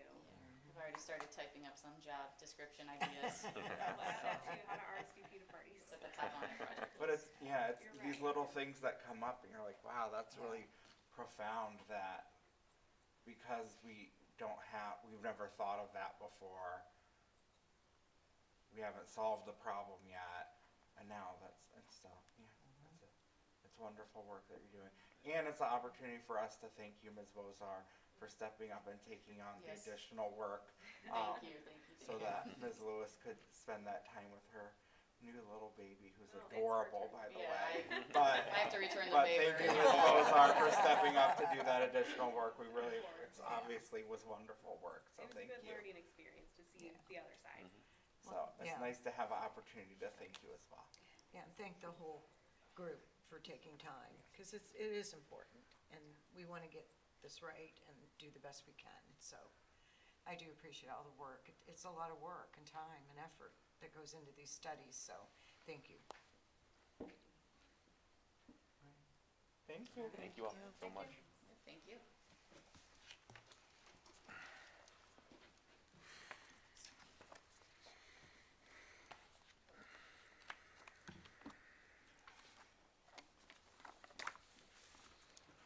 Number 3 is a strategic plan academic growth update. That will be Dr. Salico. David, are you gonna pull that up? There you go, thank you. If you don't mind, I think I'll just sit here, it's just Okay. a few slides and, okay. So as customary with our, process, we've been informing you, keeping you up to date, each month of a topic. One of our goals, and this month I'm going to highlight our academic growth goal, and we have Ms. Dudons and Dr. Cruz are here in case they, any questions, and I know Jen Scala, I believe, is part of that committee as well, so I appreciate you guys being here. If there's any questions, okay, sure, thanks. We can tap into them as well. As here you see our advisory committee members. Those are our school folks that are part of this, led by Julie and Amy though. Give them props for their work in this. And then we have more staff and community members that are also part of this, so you can see a pretty sizable group. I know when we were putting out getting the level of interest, gauging that, there were quite a few that were interested in this, so. I know one of the other things that they have done, which is great, is accommodated those that need day and evening kind of, and online or virtual versus in person. I think you've been making some accommodations for them, so appreciate that as well. Our first goal, as we tie in our Board of Education gives us the direction, as this being their strategic plan and us executing it. The board has stated their first goal is that we aspire to have significant growth through personalized education for all students. We've had a number of conversations about personalized education and what that means, and while it's not always the simplest thing to do, it's a very important thing to do, and so we're going to talk about that in just a moment. And then in tying to that, our team, our district goal, came up with the team will create a systematic approach for teachers and teams to analyze data to guide instructional practices that engage students and improve academic outcomes. And I'll show you how the two of those connect in doing that. So again, here's the goal I just stated, and then our action steps. Some of the things that we're going to be looking to do, as you've heard the word power standards before, and rather than trying to address every single standard and trying to squeeze everything in to one period of time, we want to really hammer away and focus on our power standards and also through vertical alignment work. So there's been a lot of conversation and requests from teachers to look at things vertically as opposed to always horizontally with our teammates, which the value that TBTs bring with our peers, there's also some value in getting time with our peers that come before us and after us in chronological order there. So we're looking to focus on that, but also, again, looking at common assessments. And we already have some created and some that are complete, but some that are still in need of actually creation altogether. So we're going to be focusing on our common assessments as we move and tie those into the standards, and again, alignment with the teaching and the cycle of teaching, reteaching, looking at assessments and data, as we mentioned before. And then the forms and norms and forms for grade level departments. Again, one of our practices has been establishing norms and how we're going to proceed and what the expectations are during the times in which we are meeting. And in this case, it might be BLT, it might be TBTs, that we're going to reflect on that data and then use, the word used to be protocols, but now we're talking about forms and just more so a guiding of a process in order to make those conversations during TBT time more meaningful, and BLT as well, when we're looking at data and how we're going to align and guide our instruction. And then the district data calendar, that'll come up again here later, but understanding the components of our report cards and how we can also look at specific areas, the 6 different areas or so in our report card, and how we'll look at that data, and more importantly, how we're going to use it to improve instruction. Our second academic goal, again, related to the Board of Education, is a lot about graduation rates, right? We've spoken about that and how we want to improve those so that students are prepared for, I love it, the 3 E's: employment, enrollment, or enlistment. Those are generally one of the 3 things that our students will do after they graduate. And we just had our wonderful graduation last night, so curious to see where our students land and which one they all choose. In addition to that, just a side note of speaking with Allie, one of the things I often ask, every year I kind of ask and demand a little bit, to know the percentage of students that we anticipate graduating, and Julie was part of that conversation as well. Not only and I have to dig a little deeper, was trying to give her some time to get through graduation. I know how stressful that is on a high school principal. But looking at the rate that we think will pass or will graduate, so you know how our graduation rates are always in the rear, so the report card that we get will actually be for last year's graduates. Then this year's class will be reflected in next year's report card, and we anticipate, if things are what seem to be, will be at about 93%, which will be a substantial increase from what we anticipate getting on this year's report card. But in addition to that, I also like to see the names of the students that do not graduate and the reasons why. So I do request that, and we'll be working on that as well. Then to tie into our district goal, when we're looking at graduation, about analyzing data, verifying appropriate reporting, and outlining interventions. So I'm going to talk a little bit about what that exactly means. So some of that, I watched a video that Dr. Cruz sent with me. It was actually a very quick but impactful little video that basically gets to the why. So if you keep asking the question and keep probing the question, why, you eventually get down to the root cause. We talk about the root cause analysis, but it doesn't have to be that fancy or sophisticated. It's just a matter of asking the right questions, but continuing to be persistent with the question why.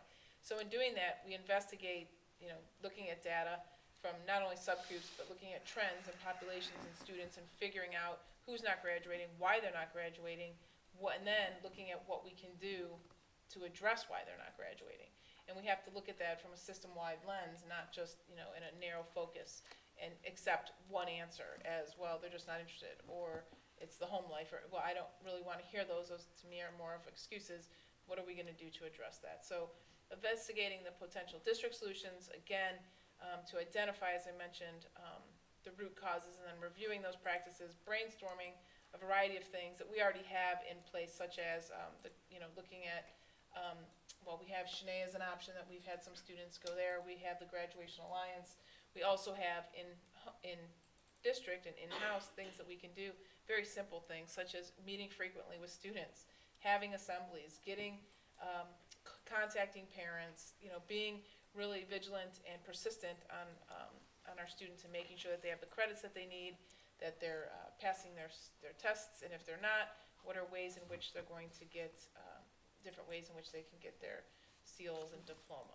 So then looking at developing a tiered approach about the things that I had just mentioned. Looking at the review of what the committee has done, the work that they've done, they've created a data calendar, and I think Mrs. White, you've been benefiting from some of those conversations, right, at our DLT the past year. Also investigating the Ohio improvement practices and collaborative structures for analyzing data. We've been looking at data at those meetings and breaking it down. We've created and reviewed goals and action steps with the staff and community, as you see here, and then outlined subcommittees and solicited interest on these different areas that we just spoke of. And then the shared district data report and graduation interventions, again, that information has been shared with interested subcommittee members. So, you have different people who are maybe interested in different areas here that may want to latch on to a subcommittee to do some of that work. And then next steps for goal 1, looking forward to next year, creating a data calendar, again, and what information we need and what we should be looking at. The norms and forms that I referenced for the teams, the data analysis that will take place, the power standards work that I mentioned up front, and then the common assessments. That typically is a large task. So one thing that I often start with is sort of like an inventory of figuring out what common assessments are done and what are not, because if you really get into this, generally you start with, or I have at least in the past, started with reading and math and just starting there and trying to get the common assessments created for those subjects. But then, of course, you would want your core and ultimately all subject areas, but it can be a massive undertaking if we are not in a position that we have a lot already created. Now, some textbook providers are really actually have gotten good at this and creating built-in assessments that you can actually use and not have to recreate them. So that's goal 1. And then goal 2, again, back to the data analysis, to really hone in on why students aren't graduating and figuring out what we're going to do to help those students and to come up with more creative ways to help them get across that stage. And I think that's it. Is there anything either of you would like to add, Dr. Cruz or Mr. Doones? It's been great because we've had Mrs. Scala and Mrs. Hall on our team, and so it's been great to have that elementary perspective to help, because already we've started, unpacking some things that we realize are starting younger that potentially the district can address, and just trying to get those students across the stage. And we did have one of our graduates last night used our graduation alliance to finish her credentials so that she could walk across the stage. So, just all the different things. It's been, I felt like our team has been gelled together, and the community asked a lot of good questions when we had our meetings. So, thank you. Questions or comments from the board? Well, I'd like to say thank you for the power standards coming up. We already did that in the English department, 912. We also did common assessments and rubrics. I don't know if they're still any good, but they were based on the Common Core standards, but I don't know if they still use them. I don't know, but it was a start anyway for the English. We did work on those. I do like the thing about the graduation of finding out why and then being proactive to help these kids go forward and graduate. So I really am appreciative of the work, the power standards, the vertical alignment, which is so important, because we know the high school teachers said the 8th grade students weren't writing enough to get into the enriched ELA, and so we know there needs to be some alignment there, and I appreciate that. The challenge with that one is time, right? Yeah, it does take the time. people together in the room that it will take and time. from other schools, right? So you can have some cross conversation. Yeah, it In a does. couple of years, they'll be in the same But building. I do appreciate this going forward, this work. Like I said, we did it in the English, but I don't know if they're still used. I don't know if they're still relevant. So, it's always good to go and look and develop new if you need to. That's, so I'm glad. Thanks. I have a question, not necessarily about this, but you mentioned with the graduate from the Graduate Alliance. Is that our first graduate to walk across the stage that completed using that? So, right? yeah, from the Alliance it is, yes. The other been approved here. Yeah. And have either been able to come or not able to come, but yeah, so that was exciting. It is exciting. And I will say, that our high school, one of our high school EL teachers worked very hard with the guidance counselor. They met with her probably 2 or 3 times a week for the last 4 months. And been getting the graduation lines with credentials, so. It's nice to see, like, A great seeing the team. actual fruit that these programs are bearing. It's nice, yeah. I have a question. So, the norms and forms, how do you think that's going? Because you had it in red, but that's due in fall. How's that going? I'm gonna defer to maybe. We started investigating those as our smaller committee and looking at what ODE puts out and what has been in place before.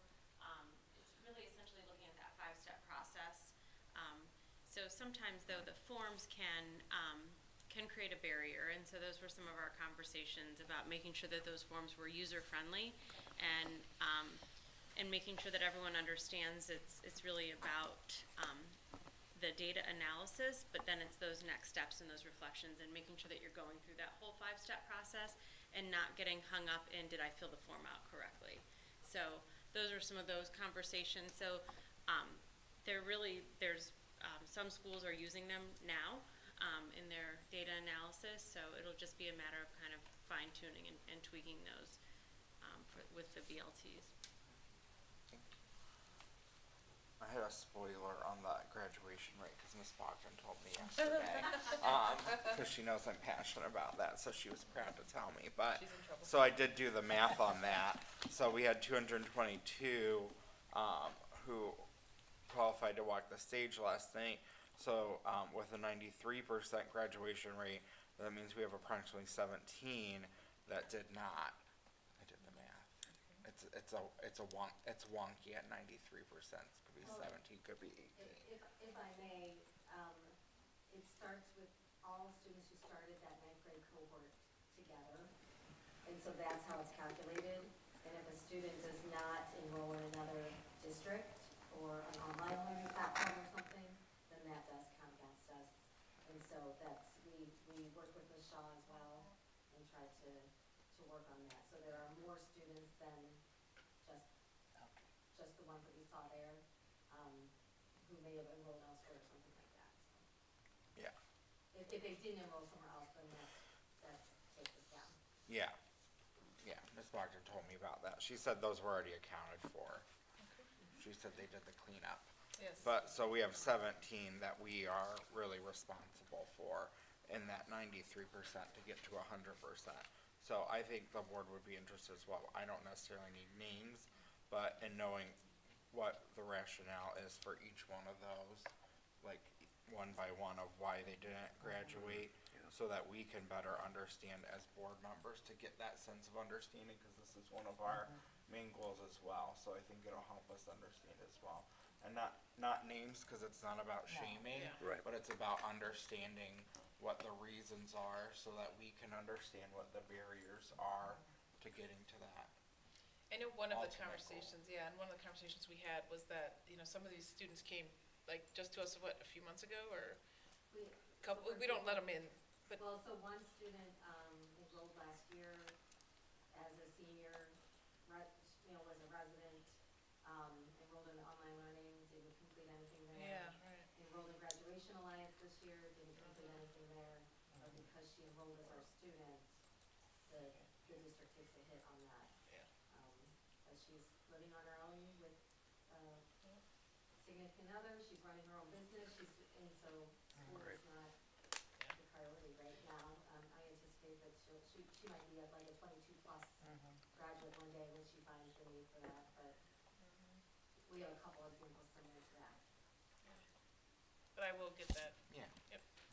And then the other question I have is in, under goal 2, all the action steps are about the graduation rate, but one of the big pieces of our goal is about so that they are prepared for employment, enlistment, and enrollment. So is there anything that we can create an action step about tracking our graduates' future plans, just in knowing, do they have future plans? Because it's not just about getting them across the stage. It's about making sure that they're prepared to be successful. So it'd be nice if we could create an action step of just monitoring future plans. I'm not asking us to track them down in a year to see if they went to college or not. We actually have to do that now by law. Yeah, I thought we did, but I didn't see that So we could put that on there. in there, but it would be nice to have that. Yes. It would be nice to have that in there as part of the action step, because that was an important part of our goal, was to make sure that our kids, we want to make sure our kids have plans, because we can tell you stories about kids that have graduated and don't have plans and still don't have plans, and it's sad. So we want to make sure that our kids are doing something with their lives, because they have the potential to do great things, but we want to make sure that they have that motivation when they walk across the stage to go on and do something with that diploma. And School Links will help us with that, and that's the biggest thing the board has approved, because it allows them to set goals within there, and then it also allows us to follow up with them after, post-graduation is required by law, so. Thank you. That's all I had. Anyone else? Thank you. Thank you. Item E, Treasurer CFO's business consent agenda. Ms. Stoikoi. I'd like to recommend that the Board of Education approve all items listed in the treasurer's consent agenda. So moved. Second. Any comments? Yeah, a couple. One, amended appropriations. This just includes, some, amendments due to the transfers that are on here for the construction project and those costs. We did also receive an Attorney General safety grant, that's under $499, so that is in there as well. And so those are the major changes there. The transfers, those are just to kind of, it's transferring, amongst our many funds that we've talked about. We have our locally funded, we have our local share, and just kind of moving that around now that we've done that GMP of where we're going to need those funds. If you recall, we needed some of our LFI funds to supplement the local share, and just the way it is, because the COPS issue that we did was specifically for those stadium and auditorium things. I can't just deposit that then into the local share account, so the deposit goes in the LFI, which already had existing money, and then that money needs to be transferred over to the local share to cover that cost. The alternative tax budget, this is just something by law that we're required to do, because we are also required to approve their any levy language that they have or any proposals. Same thing with their alternative tax budget. And then finally, the TSA agreements, these are updating. I mentioned in my email, we've kept up with the 457 plans, because OASBO kind of has a main document that everybody uses. The 403B plan has not been updated since 2009, because that's when the regulations were implemented back then. So there's some updates there, and this also changes our services from VOYA, who it planned with ease, to TSA as kind of our TPA for all things a new 403B and 457 related. Frankly, VOYA, Plan with Ease, does not want, they got into that business in 2009 when everything changed. They really don't want to be in that business anymore. So they don't really focus on that part of their, business. And so we don't get a whole lot of support. And so this will make it easier, not only in my office, but it's a lot easier for staff who have retired or who are trying to get money out, and their advisors, to be able to access that without having to jump through a bunch of hoops. It's much more user friendly for them. So that's the big ticket there. And they will handle if there's ever any updates, letting us know, and getting those things board approved. Right now, Plan if there was a different document than the one I found from 2009. They're like, I don't know. So I was like, okay, well, we'll just go with this then. So there's no cost to us. It's passed on to those companies, and they're required to have that. So it's a similar, almost exact same thing as we have currently going with Plan with Ease, just different TPA. So. Anything from the board? Please call the roll. Mr. Gomez? Aye. Mr. Harris? Aye. Ms. Schaefer? Aye. Ms. White? Aye. Ms. Coco? Aye. Thank you. Item F, Treasurer CFO's business, Ms. Stoykoy. Yeah. I'd like to recommend that the Board of Education approve and accept the 5-year forecast as presented. So moved. Second. All right. Passing the baton. Yeah. Oh, the moment I've been waiting for this meeting. Thank you. I get to hear it for the third time. Listen, I haven't memorized. I'm excited. I feel like I should know the you all same better than what I did. That is But fair. I should know it. Oh, okay. But it's gonna look like all new again. Thank you. I only want to know if it's good news. Mixed bag.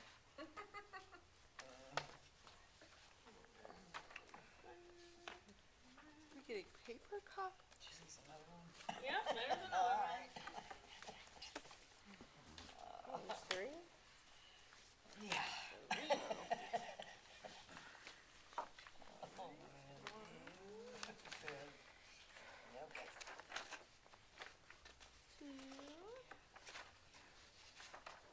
Thank you. This is about my education. Right. Thank you. Yeah. Next year's okay. She's something more next year's okay. After that, not so great. Yeah, well, that's always the way, usually.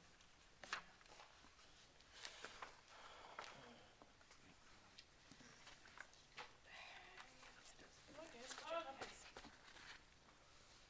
Leslie, would Get you like this a copy? started. So, during cabinet this week, I did find out that Miss McClure plans her summer TV schedule around my May forecast.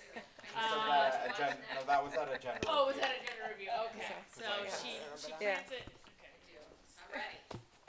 You're gonna be way behind, You've got 10 seasons. That's all right. To catch up on. I got a Okay. But I've got a lot of time on my hands. Ms. Oslin and I can help Can you fill with me this in? one. Okay. Yeah. Maybe it's something I've already seen. I don't know. Where I am I think supposed to point this? we would know. Oh, no. There we go.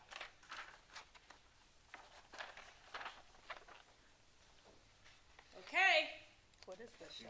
So some of you may not know this. Yes, I know Mr. Gomez does. Vanderpump Rules. Have you not heard of Scandival? What's one? What is even? Oh, it's on Bravo. Okay, it's called Vanderpump Rules. Lisa Vanderpump was on the Real Housewives of Beverly Hills. Let me give a little lesson. And then she owns restaurants. No. She owns restaurants, and then this is about like the people that work at her restaurants. But there, if you've been paying attention at all, like the last 6 months, there's a big scandal. One guy's name is Tom Sandoval, and the whole thing now is called Scandival. It's reality TV though. I don't do reality TV. Oh, so good. Ms. Stoykoy, Ms. Oslin, and I'm I in have HR, a I get text enough chain real. about Yeah. this. Tonight is the first episode of the reunion of 3 parts. Woo! and who doesn't love Andy Cohen? And I got this.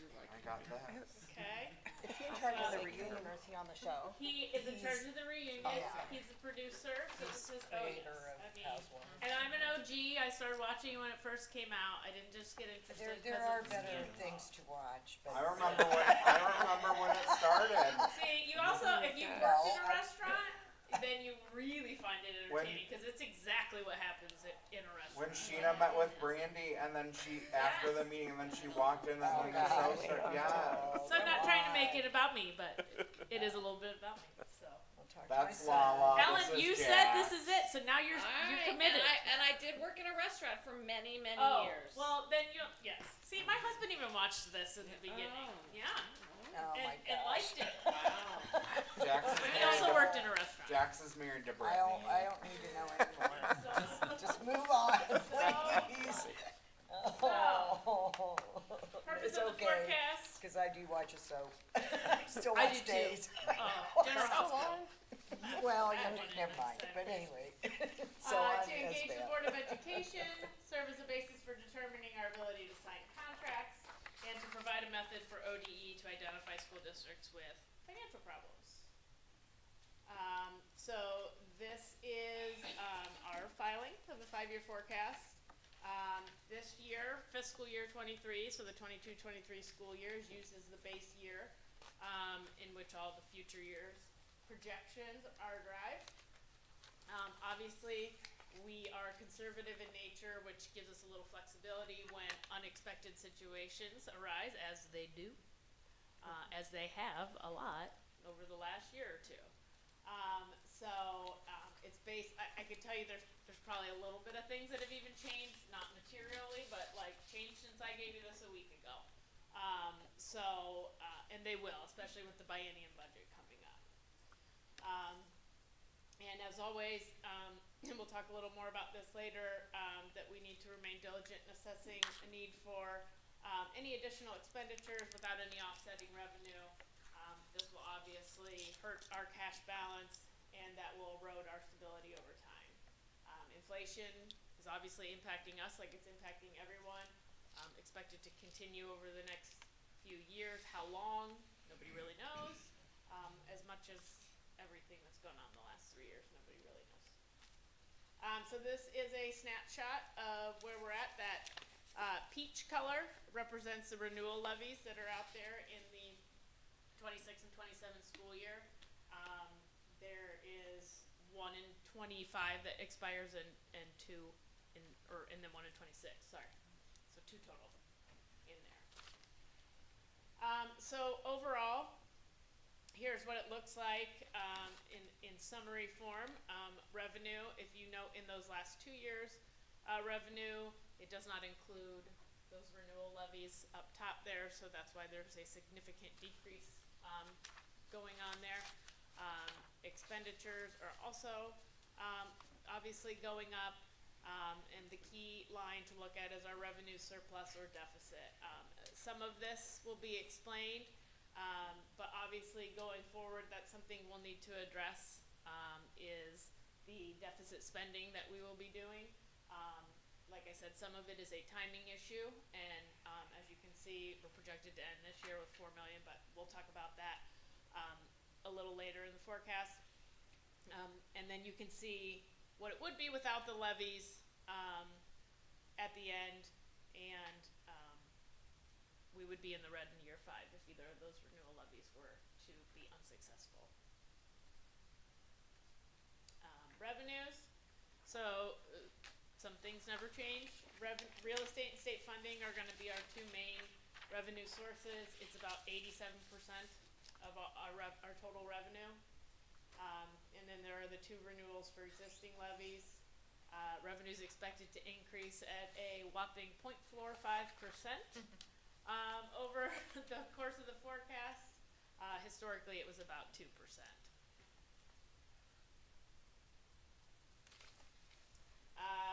This year, so real properties assessed every 3 years. In 2020, we had our reappraisal, sexennial reappraisal, which increased our property values almost 14%. Currently, right now, the Summit County is going through their triennial update for tax year 23. When the district values rise due to inflation, as they have over the last few years, House Bill 920 reduces those voted tax rates. So there's no increase other than on the inside millage that we have, which is about 4.9 mils. As we get further away from that, 2008 recession and everything, and things are picking back up, values are going to continue to increase, but we're not going to collect any additional revenue from that because of House Bill 920. And you can see, here's a little snapshot of our property values. Each year you can see, back in 2019, it's about 771 million, and then it jumped to 878. And we're projecting out to be over $1 billion there in those final years. Those same kind of increases is what is being seen, even more so than that almost 14% across the state of Ohio still. We expect those values to continue to grow. Is that just based on demand? Do they give you an explainer or anything? Because I know our community doesn't really understand. I know. Part of it's just the market, and it was, and I know even some of that has gone dipped a little bit, but the rates are still. We'll see. Really, I would say that the trend has kind of tapered off for like the demand, but it's still there.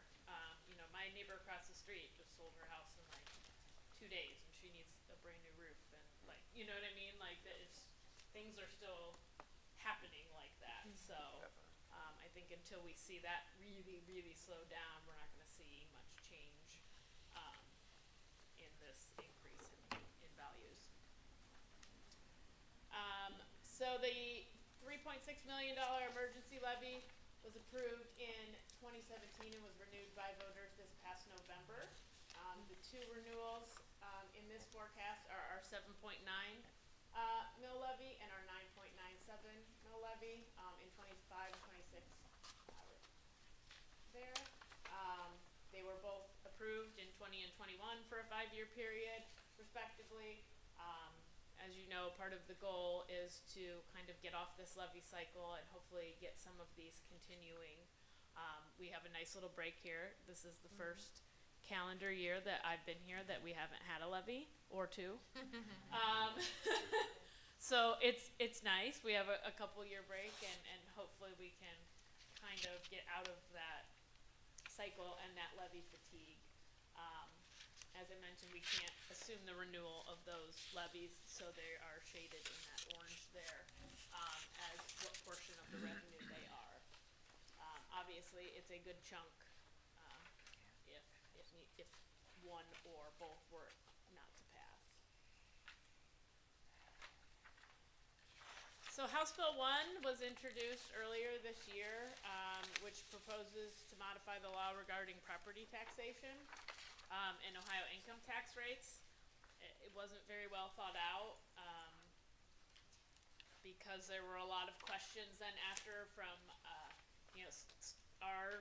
my people in OASBO about House Bill 920 and does that affect this and that. So what they propose is doing a single income tax rate, eliminating the 10% reimbursement. The 2.5 owner-occupied credit would be a flat $125 credit instead of 2.5%.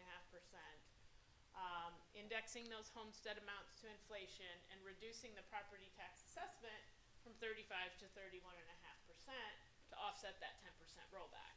But if you remember what I just said in the last slide, that would actually increase the tax rates for property owners because of House Bill 920. Due to that reduction in an assessed valuation, they're going to raise that voted millage to be enough to collect what was supposed to be collected. That effective millage on voted levies decreases as property values grows. But if that assessed property value decreases, those effective millage rates then go the other way. They go up in order to compensate, and it would increase the local taxpayers' property liability in nearly all cases. They'd see a reduction on that inside millage because that is allowed to. There is no like cap or amount, but really you're seeing a net loss, almost everybody. So I haven't heard a whole lot else about it. Again, they didn't really think all of those things through and how it would actually play out in practice.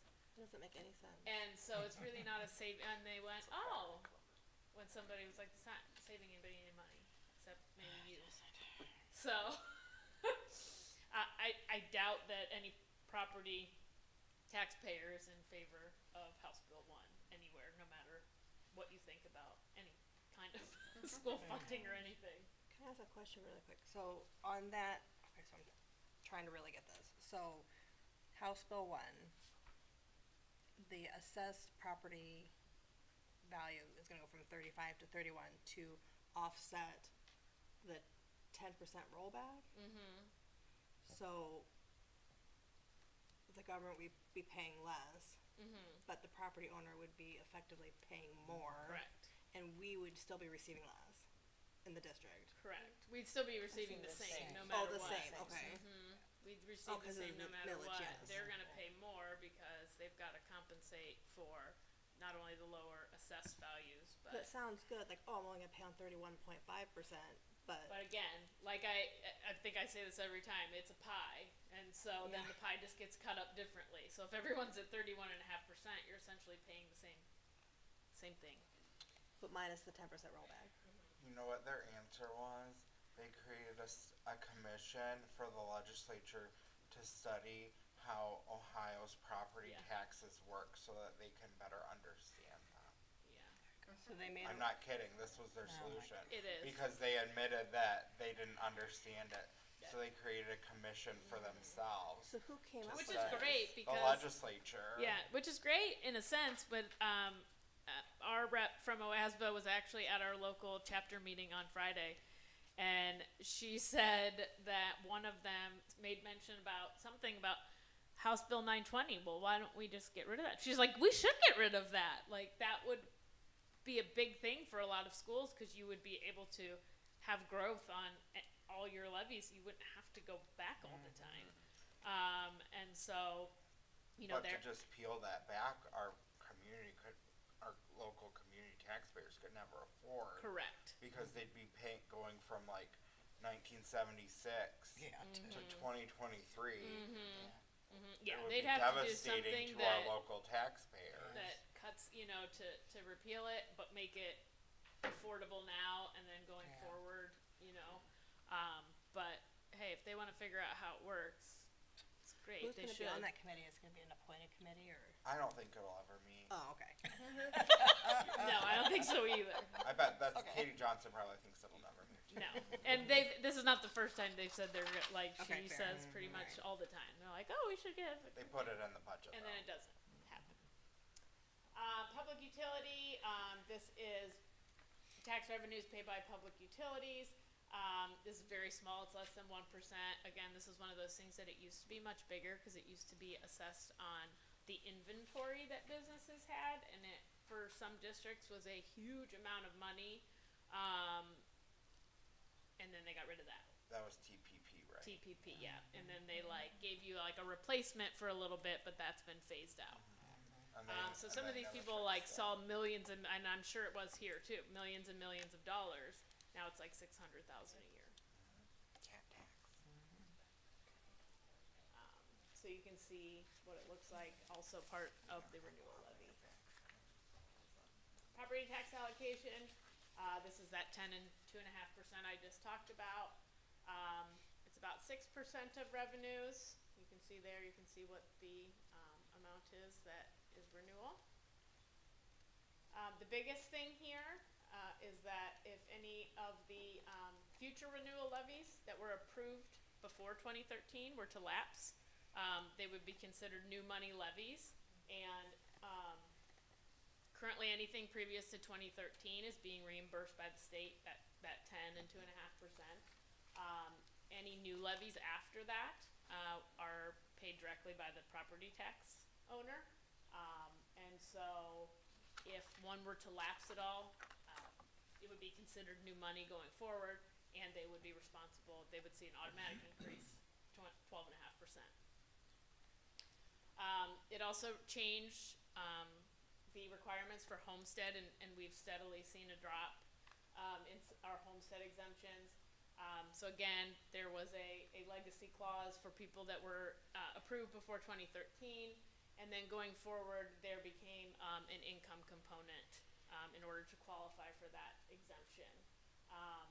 And so it's obviously decreased. A lot of these people that were approved before 2013, typically these are older people. That was 10 years ago. As they are no longer with us, not as many new people are getting approved, and so we don't really see a whole lot from I have a that. question about this, cause this is something the legislature decided that is like a pet project, is to like expand weird eligibilities in homestead, even though homestead, it wasn't really meant for like these other groups. They're like throwing other groups into it and calling it a homestead. Yeah. And then indexing it to inflation. Yes. They passed one, the House passed one this afternoon. Yeah. And indexed it to inflation. Like, what does that mean? Do people really, like, are people taking advantage of this? Is your association?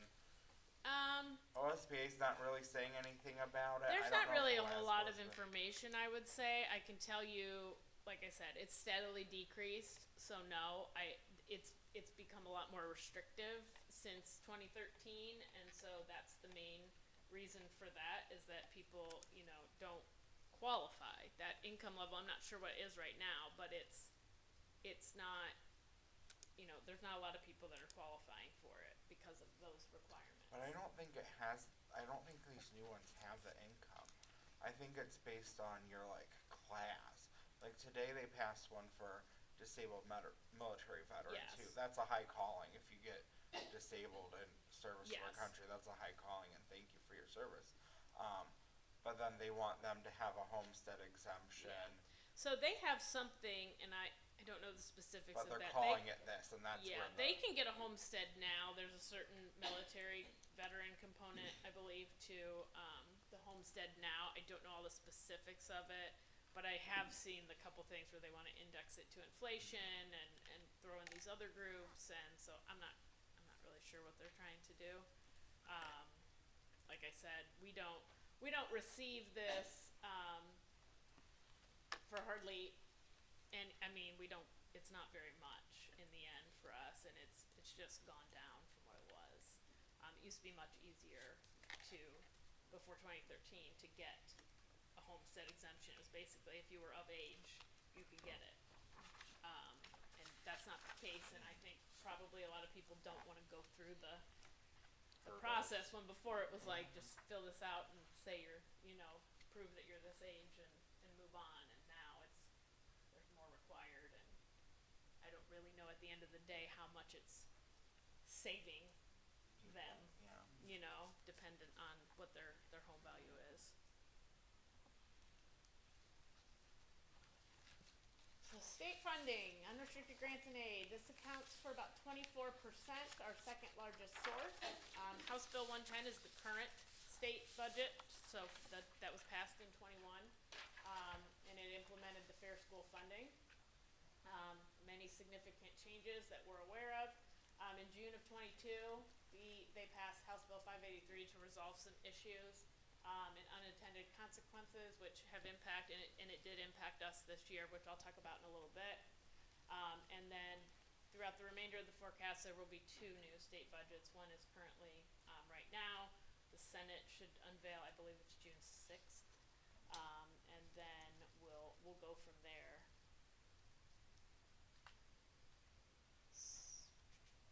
So fair school funding uses a base cost, and instead of district where you reside, it's where you're being educated, how they provide those payments. So there's no separate open enrollment or any other kind of payments. All those other deductions, community schools, those things are no longer coming out of a district. They're being direct paid by the state. It also included the formula transitionary aid or the guarantee. There are 3 different types of guarantees. Basically that we will not get any less funds in this year or the year before than we did in 21. And so that calculation is there is 21 based on full state funding cuts. If you remember, we had cuts restored net of those transfers and deductions for open enrollment and community schools, and then plus student wellness. So there are 4 factors for this. student population, property value, personal income of district residents, and historical funding. So one of the biggest change is the definition of enrollment. You use district educated instead of resident. And this will be a bigger piece of this, but this is our enrollment, and this is per ODE and what they're funding us on. You can see the significant decline for us, which I'll talk about how that impacts us later. But in not even 3 years, we're down almost 600 students.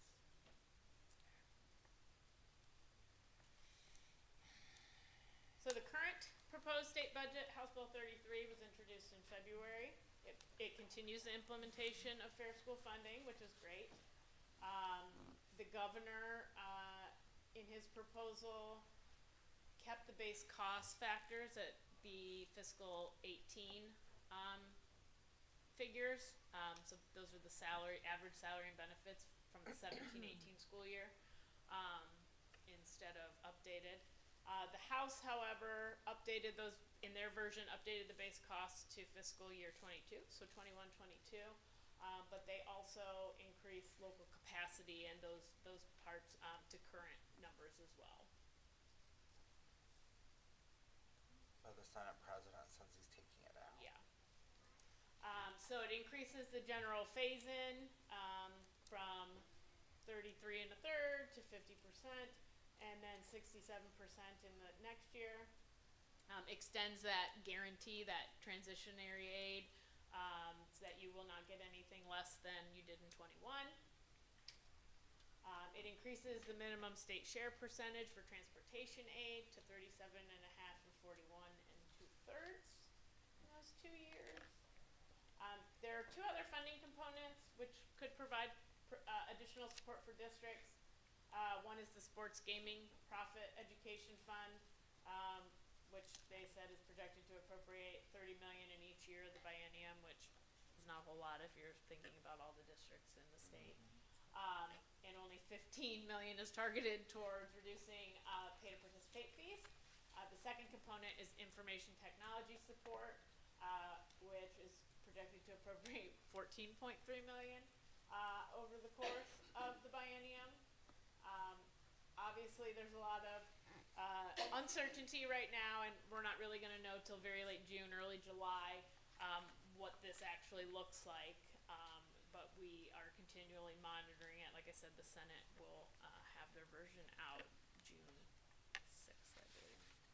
Well, they made OHSA responsible for that first part on the pay to participate fee, but they said they're waiting for further guidance on what that means and how they're supposed to allocate that out, and if they're supposed to use like the formula to like, is it based on like, are they supposed to give it to poor schools, right. richer school, like are they supposed to use the formula or not? So OHSA says they're waiting to be told what to do. Okay. So that's like frozen. Crazy. So the current formula uses FY18, as I mentioned. These are the 4 areas, so classroom instruction, instructional and student support, building leadership, and district leadership. This forecast assumes the House version, but frankly, there's no material difference, whether because of our declining enrollment and how deep we are into that guarantee. I think the difference is like $25,000 in 1 year. So there is no material effect to the forecast. This is the example that they give of how everything is funded and the teacher-student and ratios and the different other positions within the school district. And here is where we are at, what is funded. So you can see now these are using the 22 inputs, and so you can see the increases then in 24 by using those inputs.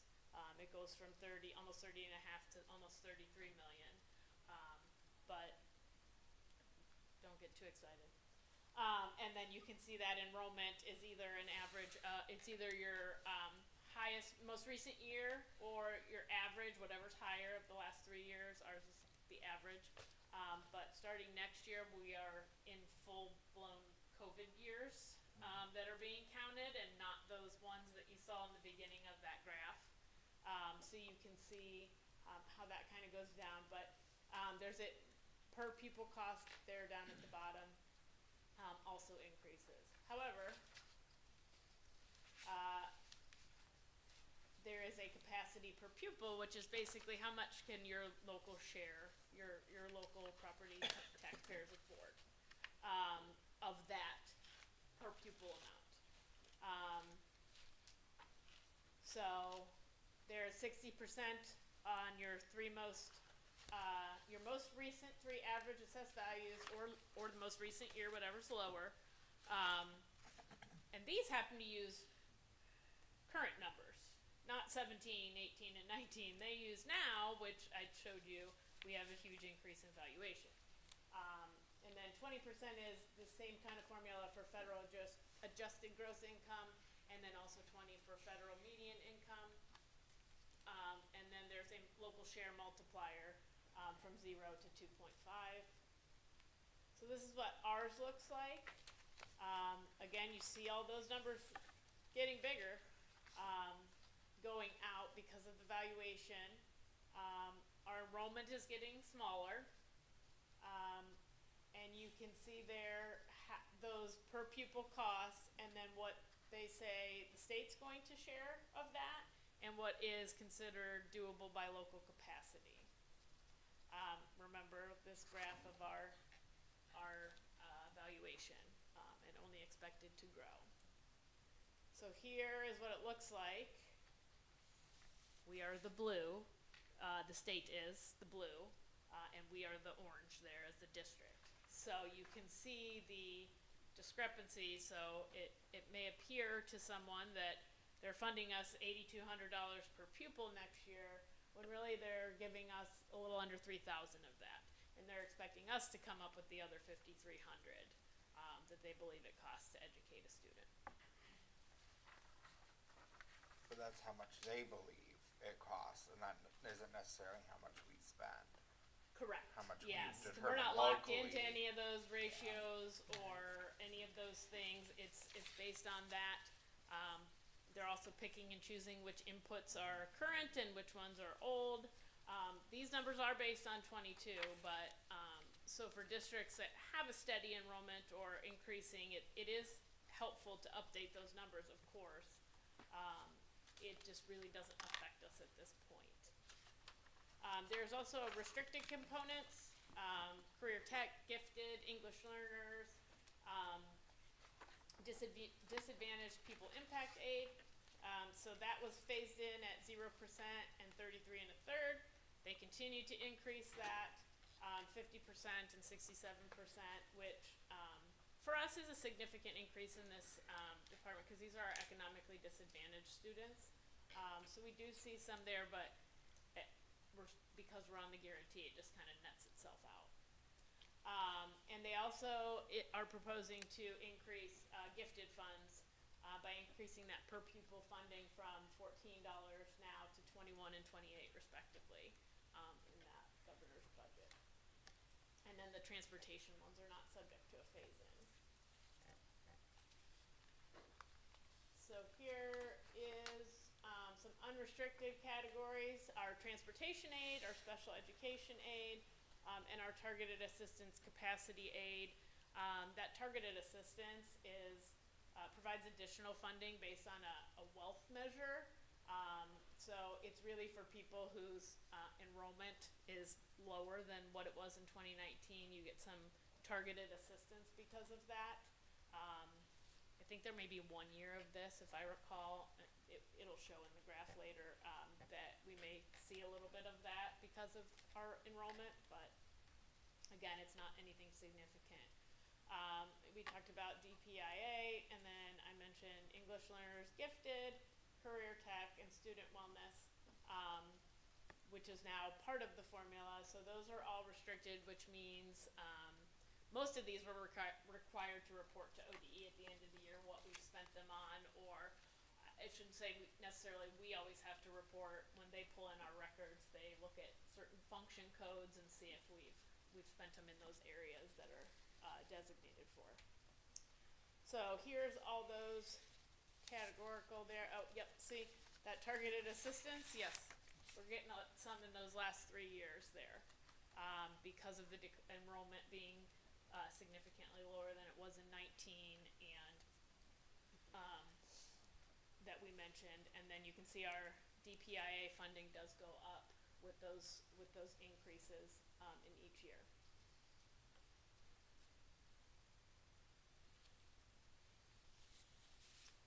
So here is up top is that per pupil base cost with the breakdown between local and state. And then you can see the next little boxes are what our calculated funding is based on the formula, based on our number of students, based on all of our own our information. And then that third set of boxes shows us kind of what our guaranteed base funding is. So where's that mark that we're not going to get any less than we did before? And so you can see it's calculating us this year at 11.5 million, but that formula phase in and all of that is about 13.5 million. Then they look at our DPIA, and then that if you have any supplemental targeted, which we really don't there.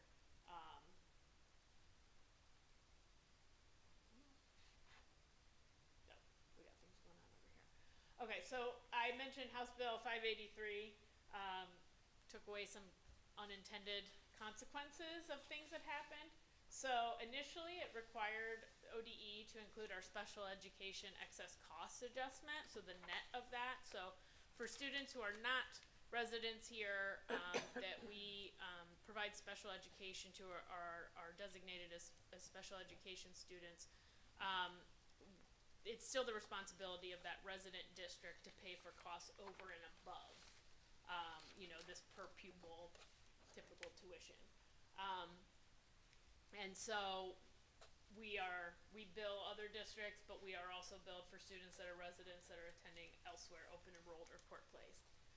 So the net difference for us result is a positive 500,000 usually about a year. And so because of this, once they caught it, they realized that, oops, we're including that 500 in this guaranteed amount. This you can't get any less than this. And they made an amendment in June of last year to remove that. So they held us harmless for that first year, but that's why you see a drop of almost $500,000 for this year is because of that, because that excess cost is no longer included.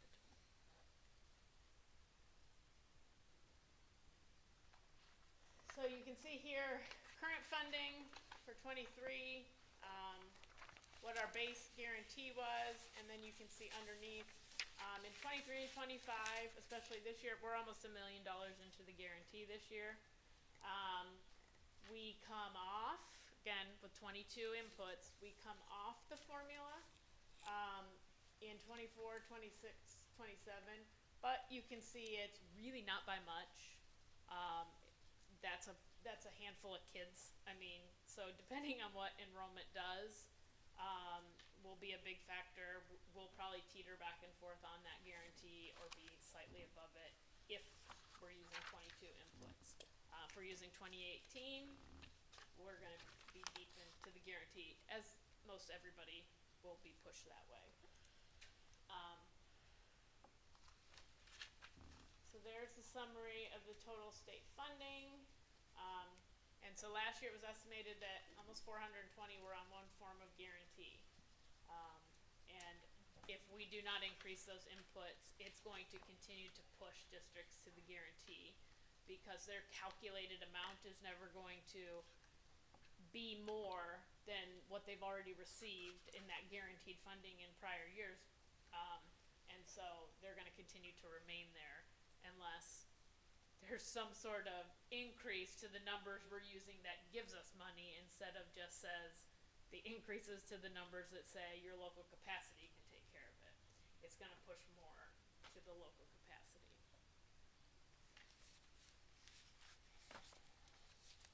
Let's back it up. Yeah. So that's a lot of times what I think when I listen to these different webinars and House Bill 1s and things like that. That was Lisa Vanderpump over there for all of you. Sheena Shea and Ariana. Yeah. Ariana is the girlfriend of she's part of Scandival. Okay. That's the person that got cheated on. She got cheated on. After like 9 years. That's tough. So all other revenues include interest, rental, those excess costs I talk about, pay to participate fees, pretty much everything else that's not property tax or state funding. Which, as you know, is not a ton. We used to have open enrollment into this category as a revenue. The way it's being done now, it's direct. It's not being funded that way through the Fair School funding. So we used to see revenue of about $3.25 million in here. We also saw expenditures and purchase services because of that. That is no longer happening. Last couple years, the interest income fell due to the pandemic. However, as we've seen so far this year, rates have begun to rise with the Federal Reserve strategies. We're going to closely monitor those investments. And so while increasing those interest rates places a little bit of risk on local economy, we're able to benefit right now from the interest rates with our cash reserves. And then rentals are expected to return to those, and they are, as you saw, probably coming in, pre-pandemic levels. It's about 5.5% of our total revenue. Other financing, these are our transfers in. Some of these things that you won't see it on here, but similar to what we approved earlier. Refund of prior year. Excess cost funding for some of the 6 district programs that we're responsible for. We employ the special education coordinator. We are in charge of project search. And so that's split equally among the districts based on number of students that they have that are being serviced by either one of those programs. We bill those to each one of the 6 districts if applicable in the fall. And then those revenue goes here. And then return of general funds advanced to other funds at the end of last fiscal year, so nothing can be in the red in a negative cash situation. So a lot of the times our grants, which we have to expend first and then ask for the reimbursement of that at the end of the year, need to have an advance. There's a large one because of the construction project last year, in about $2.6 million, and our ESSER funds. Tom Schwartz, right here. He does not have a knack for numbers, but I do. I don't know what he has a knack for.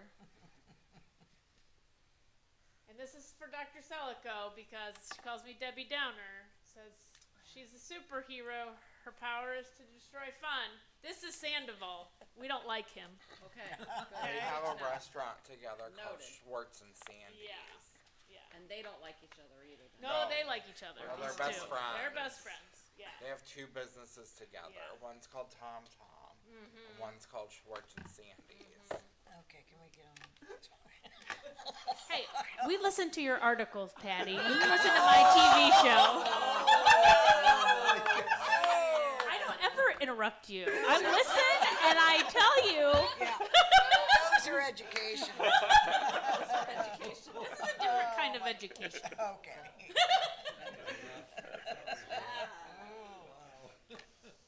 All right, so salaries and benefits still our 2 largest. People business almost 80%. Historically increased almost 2. And then we're looking at about 2.3% out for the rest of the forecast, which exceeds our 0.5% annual increase that we are projecting. Still several supply chain concerns, high inflation.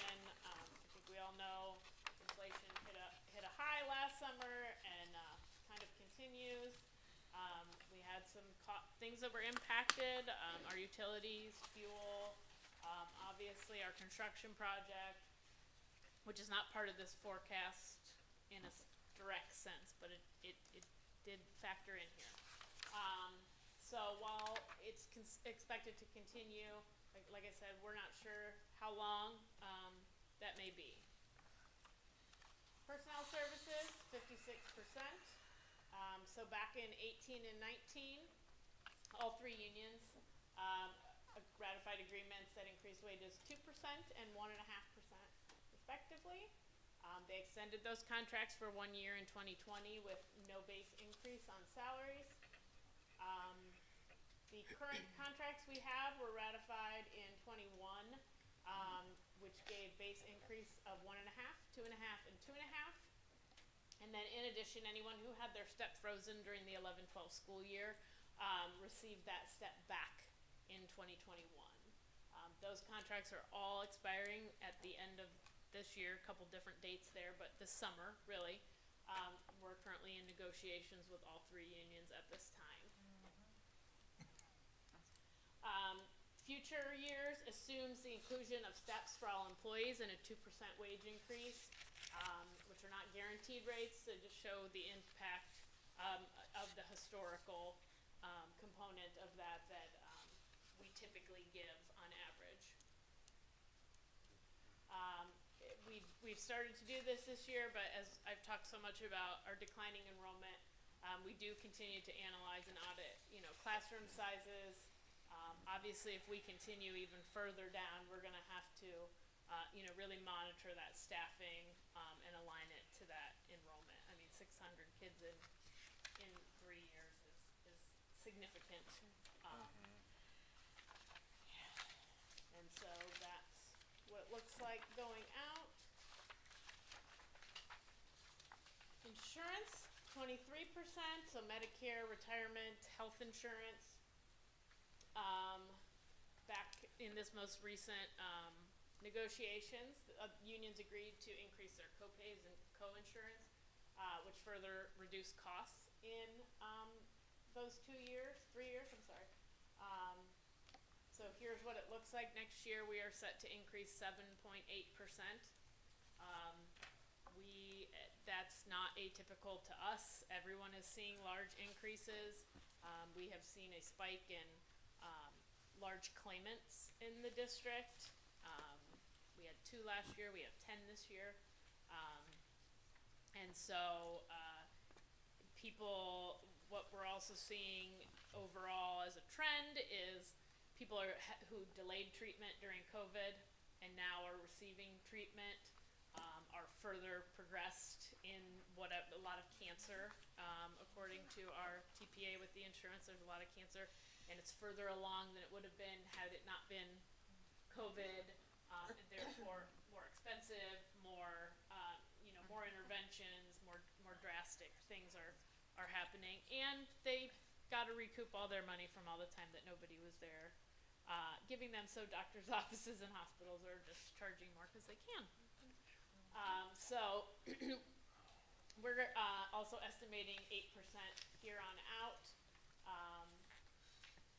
but it's definitely something to keep an eye on. That's a significant. It was forecasted at 8, but it's still significant to not see any kind of relief there, get anything kind of back. Again, some of that could change dependent on what happens during negotiations as well. Purchase services, all of our professional and technical. A lot of this, as I mentioned, was stuff that was mandated spending or things that were previously deducted from here, but now as part of the Fair School funding is direct funded by the state. So STEM schools, scholarships, those things. We still pay College Credit Plus, excess costs, and so those continue to draw funds away from the district as well.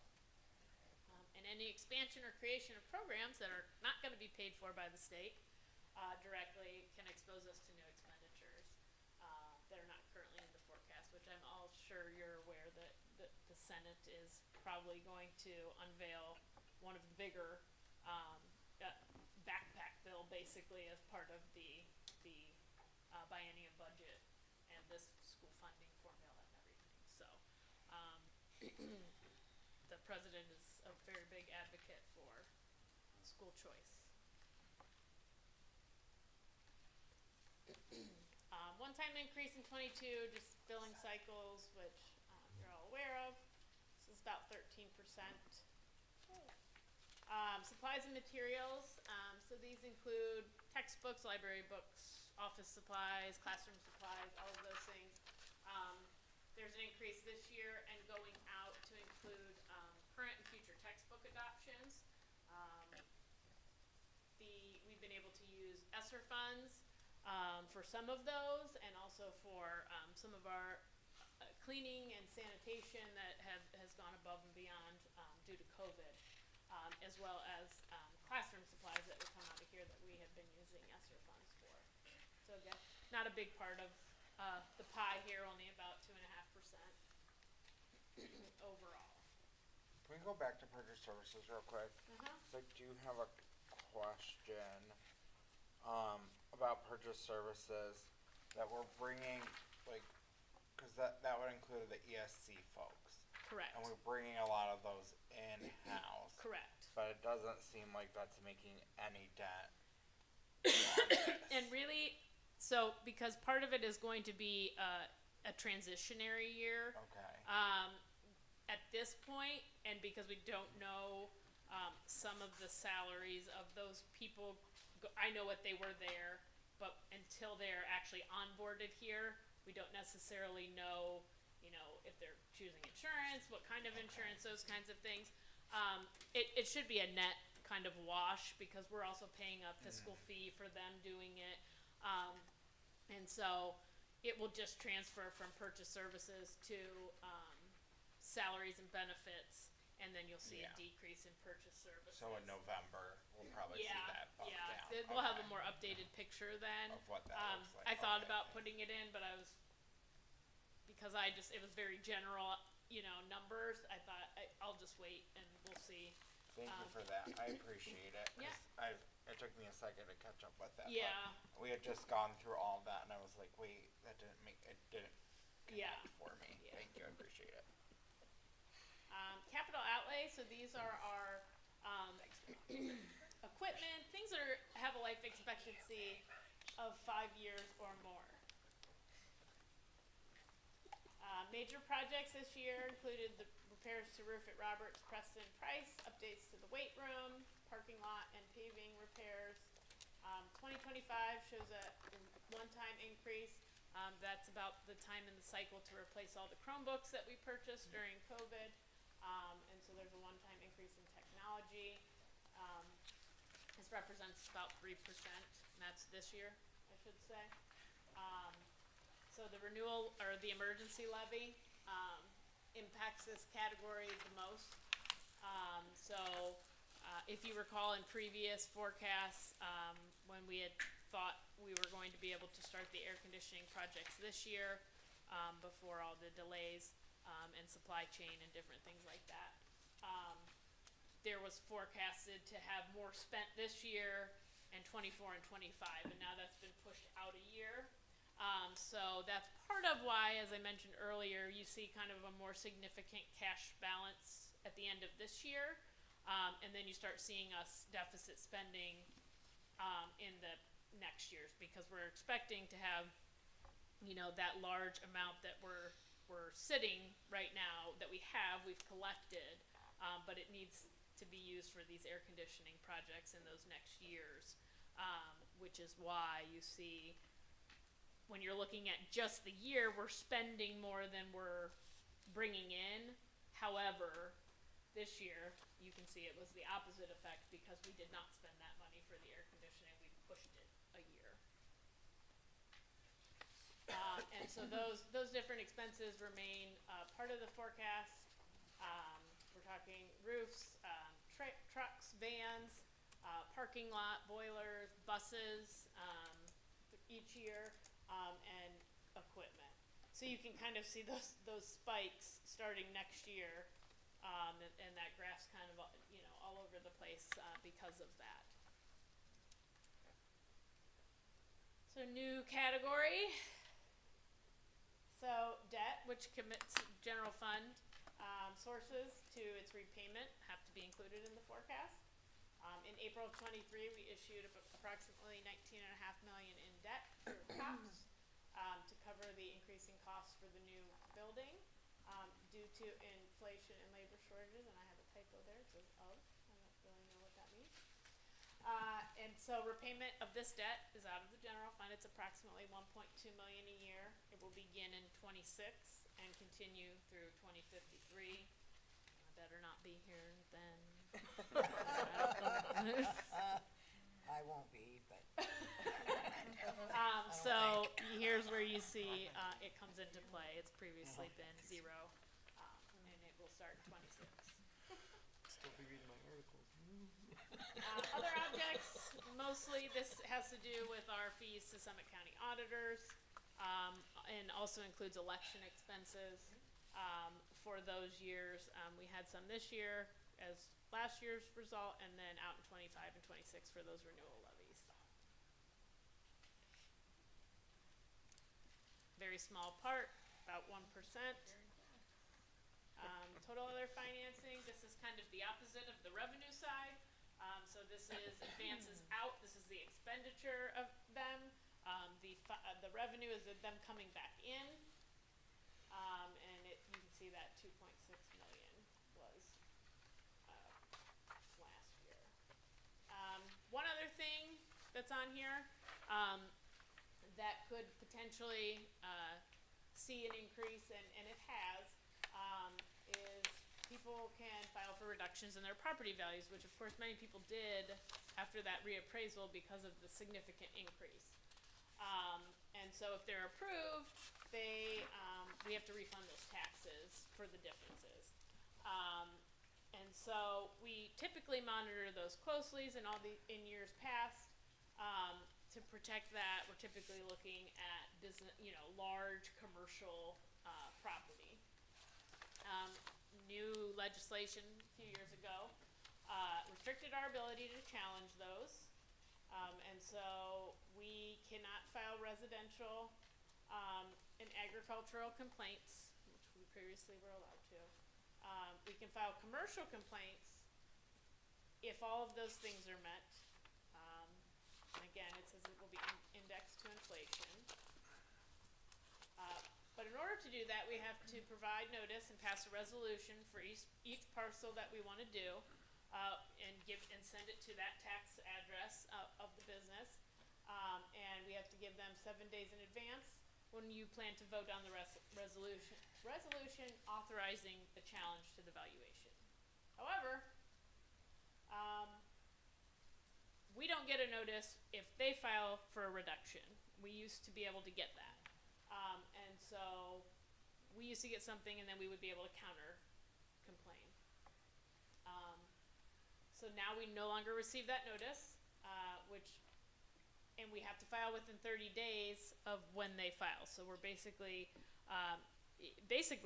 it's a lot of record request work for these people at the county, because that's what's happening. The attorneys are just saying, I want a copy of everything that was in, because it's public record.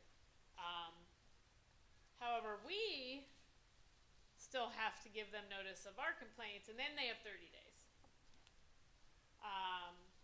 We can't enter into settlement agreements, which typically happens, where we'll agree going forward on a certain valuation, but say, listen, for these past couple years, we're gonna call it this, and sometimes there's just a payment that's made directly in order to facilitate that.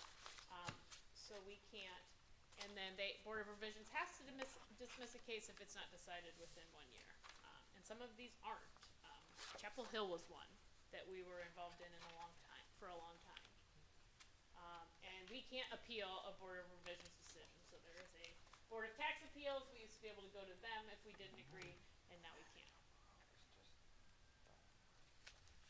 This is Sheena.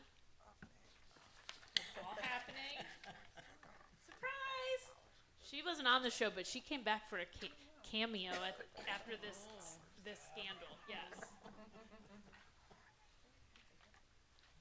All right. So revenues over expenditures, we've talked a lot about. Kristen? Carrie asked how Kristen got to be back, even though she was on the show. Oh, Ms. White. well, she actually was Tom Sandoval's original girlfriend in the beginning of the series. And then he cheated on her with this girl.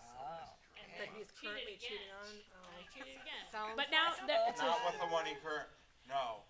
He cheated on Kristen with Ariana. Yeah. And who he was with 9 years, who he then cheated on with Raquel. We'll get there. Is that 3 cheats? Just, okay. So, here's what we look like in November. Listen, just watch it. This is all I wanted. This is Ellen had a summer TV show. Okay? PBS. And I appreciate it. And I'm gonna want some updates as the Sure. summer goes on, where you're at. Oh, boy. So you can see where we were in November, and where with and without the renewal levies. And then May, you can see where we are. So obviously, we were only projecting about a $2 million cash balance, and now it's $4 million. Well, that's really because that project is pushed a year. Because if you go to the next year, you can see the next year's about the same, but the following 2 years are significantly different because of that project and just a lot of the other factors I talked about. So the average district in Summit County has about 36% cash carryover. We are the 6th lowest in the county still at 29.4. 60 days is what ODE wants. Industry standard is 25. We are still focused on improving our cash position. So that's what it looked like. And you can see in those 2 years where we added that debt service payment, there's a difference out there in 26 and 27 because of that.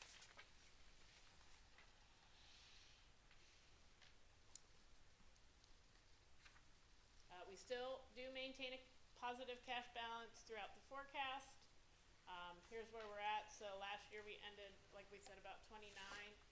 This year we're looking at about 36%.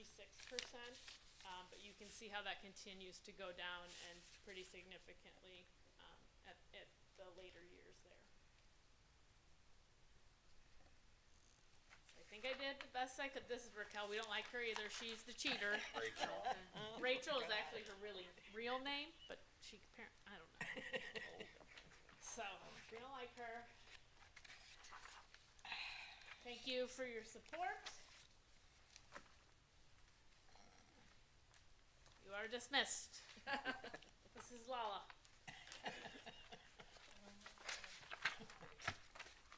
Listen, I am missing the first episode of that reunion, which I've been waiting for. I think it's probably happening right now. So this is on real TV, not like on. It's on Bravo. Bravo, On which our is on-demand. not real. Oh, you can probably watch it on demand.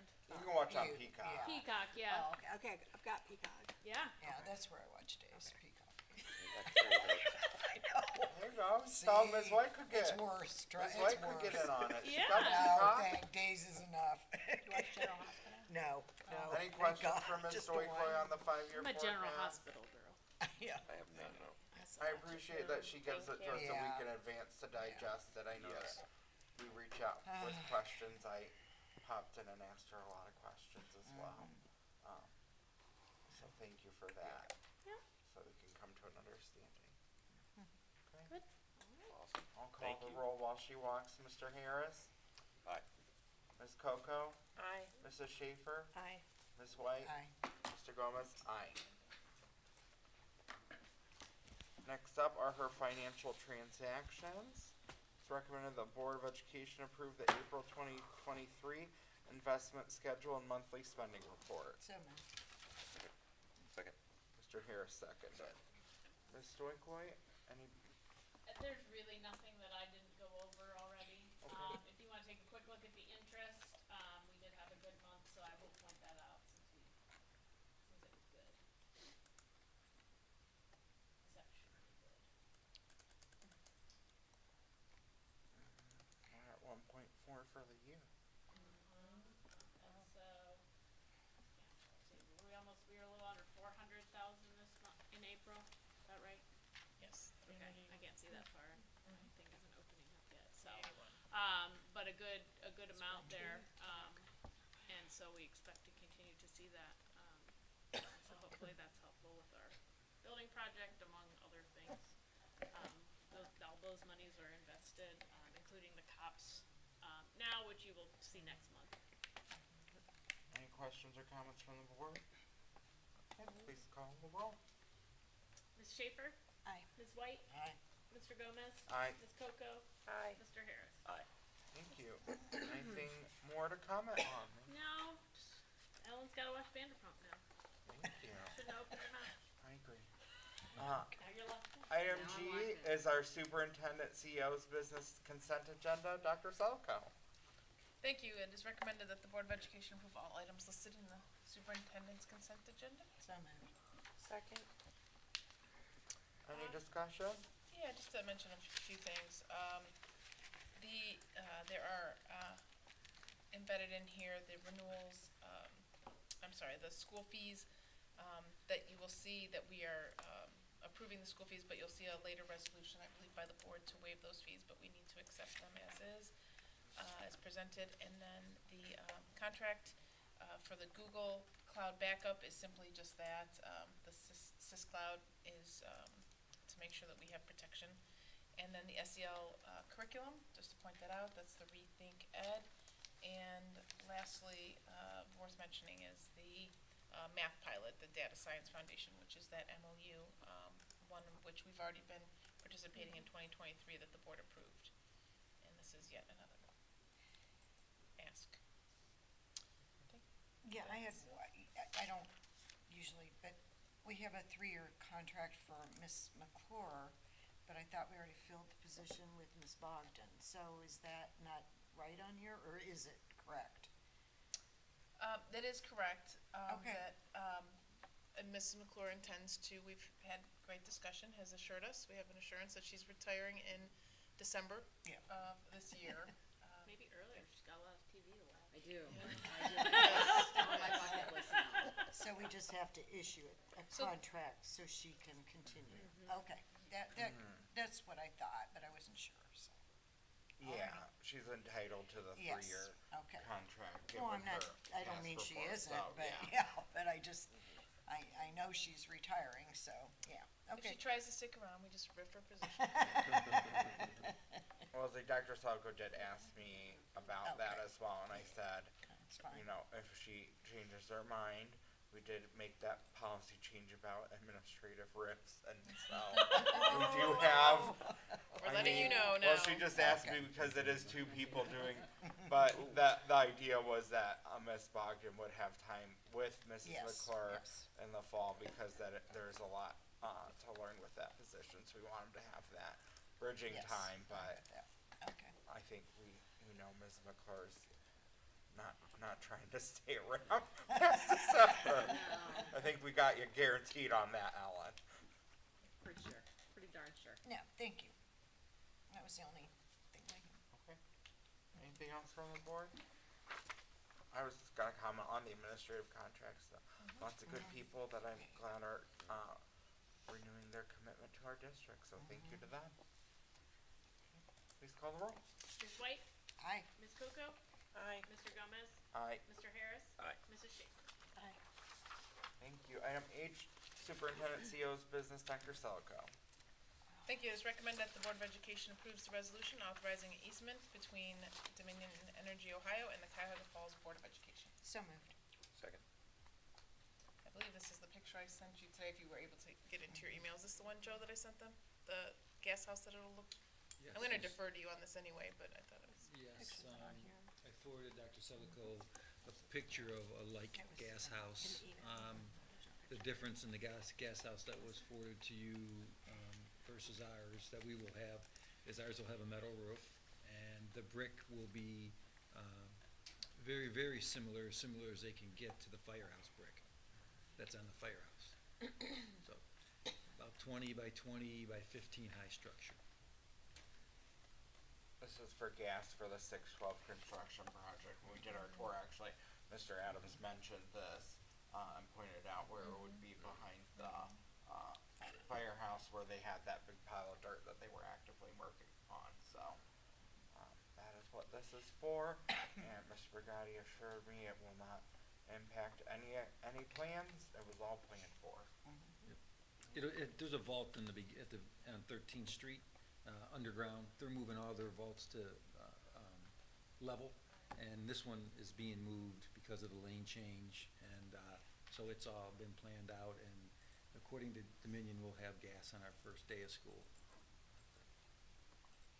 Any questions? Probably a good thing.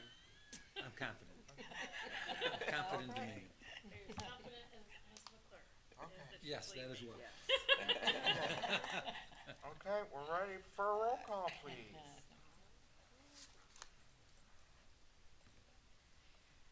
Ms. Coco? Aye. Mr. Gomez? Aye. Mr. Harris? Aye. Mrs. Schaefer? Aye. Ms. White? Aye. Thank you. Okay, thank you. Number 2, it is recommended that the Board of Education approve the job description for the associate principal at the high school. So moved. Second. This is kind of what we've been leading up to in some of the updates for the board as we're restructuring. It's a lot of change at one time, but I think we're going to be in a really good place once this all gets settled. But the reason for this recommendation is that when I feel as though at the high school, a lot of what a head principal does is a lot of management and oversight, and doesn't, because that job is so big, I always say equate it to like running a district, similar to a superintendent, and how you're pulled in 1,000 different directions, and just really wanting to have a focus on curriculum and instruction and learning, teaching and learning, and assisting teachers in becoming better, and really giving some credence to the OTES process, and really focusing on that. And I believe this position will allow us to do that. It will then we will still have 2 assistant principals, and this associate will assist our assistant principals as well in terms of like discipline, special education. It's not a path to just focus on curriculum instruction, because they're going to be a team, but it will take off a lot of evaluations for the assistants, so that'll free up some time for them, as well as special education meetings where this person can sit as a district representative on some of those special education meetings. And those are the 2 big things that really drive assistant principals. Special education and discipline take up the most time. So that is the direction which I'd like to head. I believe we need that emphasis on teaching and learning at the high school, at all schools, but yes. Board members? I have a question about that too. So historically, we had the 3 associate principals. They were separated by the alphabet Right. for the students. So if we have the assistant principals splitting up the alphabet, then the associate would handle like children or kids that are on the 504 IEPs. They would be like their reporting principal, or how would that work? Still by alphabet, they would be assigned to each assistant principal, so they would still have their caseloads, but it might be that, right, so there would be 2 dividing the alphabet, but that person would be there to assist. When I was a principal and I had an assistant for 1 whole year, whenever I felt she was getting bogged down in things, I would just simply say, like, how can I help you? How can I assist with the special ed meetings, or if I need to be, help you with referrals that are getting, weighing you down. So that's kind of what I see this person doing. So it's not necessarily assigned to certain students, but really this person would get to know all of our students. Be able to attend those meetings. Yes. Okay. Yeah. Right now, just as an FYI, I'm sorry, we have different people that may step in for people now. Like central office folks have gone to buildings to sit on meetings because we have to have a district rep, and that you can't, there are so many of them, unfortunately. I mean, we have, 500, 700 total special education students here, which is just a challenge to get to all of those meetings because they're so important. I appreciate that they're also in charge of the behavior within the school as well. I know that takes a huge chunk of time, unfortunately, but it does take a huge chunk of time in the focus off education for our administrators. So. I know you alluded to it, but can you just clarify for the record that this is not an additional position, this is a restructuring of existing administrative position? Yes, that's correct. Thank you for that. Yes. Thank you. I just Same want to amount. make that very clear, because I think it's important that we clarify that we're not creating an additional administrative position. You're this is a suggestion coming from our superintendent to restructure within existing administrative positions. So. Yes, and I've solicited the input of Jason Smith as well, and he believes this would be a good way to go as well. All set, board? Please call the roll. Mr. Gomez? Aye. Mr. Harris? Aye. Ms. Schaefer? Aye. Ms. White? Aye. Ms. Coco? Aye. Thank you. Thank you. Number 3 is recommended that the Board of Education approves the job description for attendance liaison. So moved. Second. This position, I know we've had a lot of discussion around this, and right now, I just want to point out, one, is that we're just approving asking to approve the job description.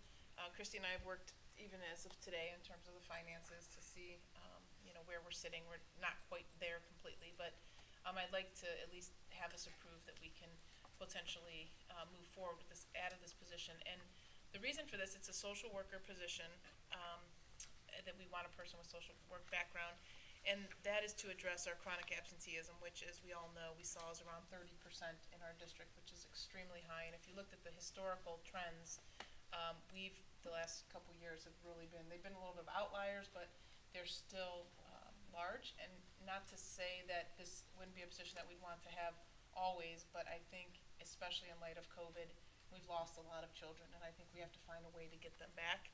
And 40% chronic absenteeism at the high school alone, which is, I don't think I need to point out that that's hundreds of students. So we're trying to address that. I think this is a good way to do it, to have one point person that could coordinate. It's going to be a team effort. Not one person can manage several hundred of students that, but again, happens at different times when they qualify for chronic absenteeism throughout the year. But we'd like to have a point person that can coordinate this. Spoke with Holly, and she's provided with me a lot of good supporting evidence. And then also in speaking with Christy, that we could pay this position through the wellness dollars for at least another couple of years. Board members? I've read this several times, and it's a lot. And I know that the duties that are listed on this are really covered over several departments, many people that are currently doing these things. The job description seems very big. It's a lot of work to do. And I know that it's an important issue. Can't get kids to graduate if they're not attending school. Yeah.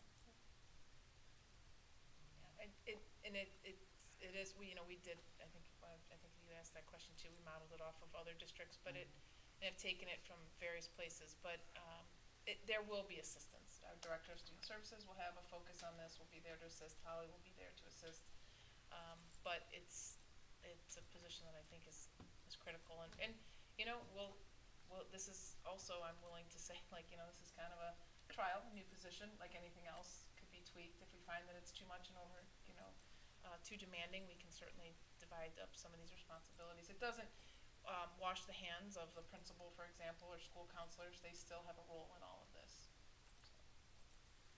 I've really struggled with this one, and I've shared that with Dr. Slelko. We've had a lot of conversations about it. And I made a commitment the first time Dr. Slelko met, and I met one-on-one, that if I can get to 51% yes on anything, that I would vote for it. And I really, really tried to get there, and I told her that just the other, I really tried to get there. I tried really hard.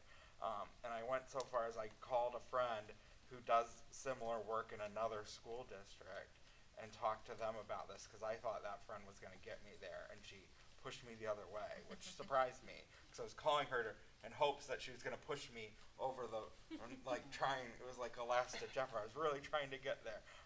And I'm worried about our chronic absenteeism, but our student outcomes aren't going to change until the adult behaviors do. And I'm still deeply concerned about our adult behaviors and attitudes around our chronically absent children, and I'm worried that we don't have the supports in place for these students to be successful once we get them back in the buildings. And I'm at the same time still really, really concerned, and Dr. Salko knows this isn't a shock to her, and she is as well, because we've had a lot of conversations about this as well. about a lot of the behavior issues we're seeing in our buildings, and then I feel like we haven't fully gotten our hands around those behavior issues with our kids that are showing up regularly, and then we're pushing these kids in as well with not the most wholehearted acceptance of these chronically absent kids from some of our adults. And so I just couldn't get here on this, so I'm going to vote against it. But I gave Dr. Selico my commitment, as well as to my board members, that when it comes time, if this passes tonight, when it comes time to hire someone, I will vote to hire them because I'll support the board's will on this, and I'll do whatever I can to support it going forward because I'll support the board's will. But I tried really hard. So. And I understand what you're saying too, Mr. I do, but I think it might be helpful to have this, so, you know, it's my opinion. I see but that too. I know, it's a tough, it is tough. Yeah. But this doesn't mean that we were going to go rush out and hire somebody. Yeah, we're still gonna see what Okay. that does for our budget, and we would Yeah, post and see if okay. we get the right person. Okay. I do think this kind of falls in line, I'm sorry, with the restructuring of the associate and the assistant principals, with delegating some of those responsibilities, because the chronic absenteeism it's worse in high school than, like, say, the other buildings. So, like, the focus on the high school and how the discipline is being, I guess, restructured, and how things, And I feel like 40% at the high school, and then we also know it's a large percentage at the other, and to have someone addressing the issue of attendance with these students and these families, many times there are underlying reasons why they're not attending, and those are not issues that our administrators are trained in. They are trained in educating the students that show up, and it is where social workers are trained, is to deal with those issues, which theoretically would impact, if we can start where these students are at, which is them not coming to school, and the reasons why could highly affect the behavior of them once they're in our buildings. And yes, we have huge behavioral issues that we need to address within our buildings, but I don't feel that's a reason not to get that other 40% in the door. I think we might be surprised also as to when we have someone figuring out why we are having the problems. It might not be what we're expecting. I mean, it might be, Right. but But I'm glad you clarified that, Dr. Selico, that this is a social worker position, because that is important for the public to know too. There are punitive ways of trying to get to the root of this, but as we've talked about, you know, I was accustomed to the police officer knocking on the door and trying to, you know, intimidate a child to come to school, but that's, really, times have changed, and we need to come at it, in my opinion, from a therapeutic approach, and, I think this will help, and I am very curious as to the reasons, cause that's one of my demands in this, is that I wanna know the reasons why children are not coming. They have provided us with some of that information through the panorama and surveys, so, we'll see.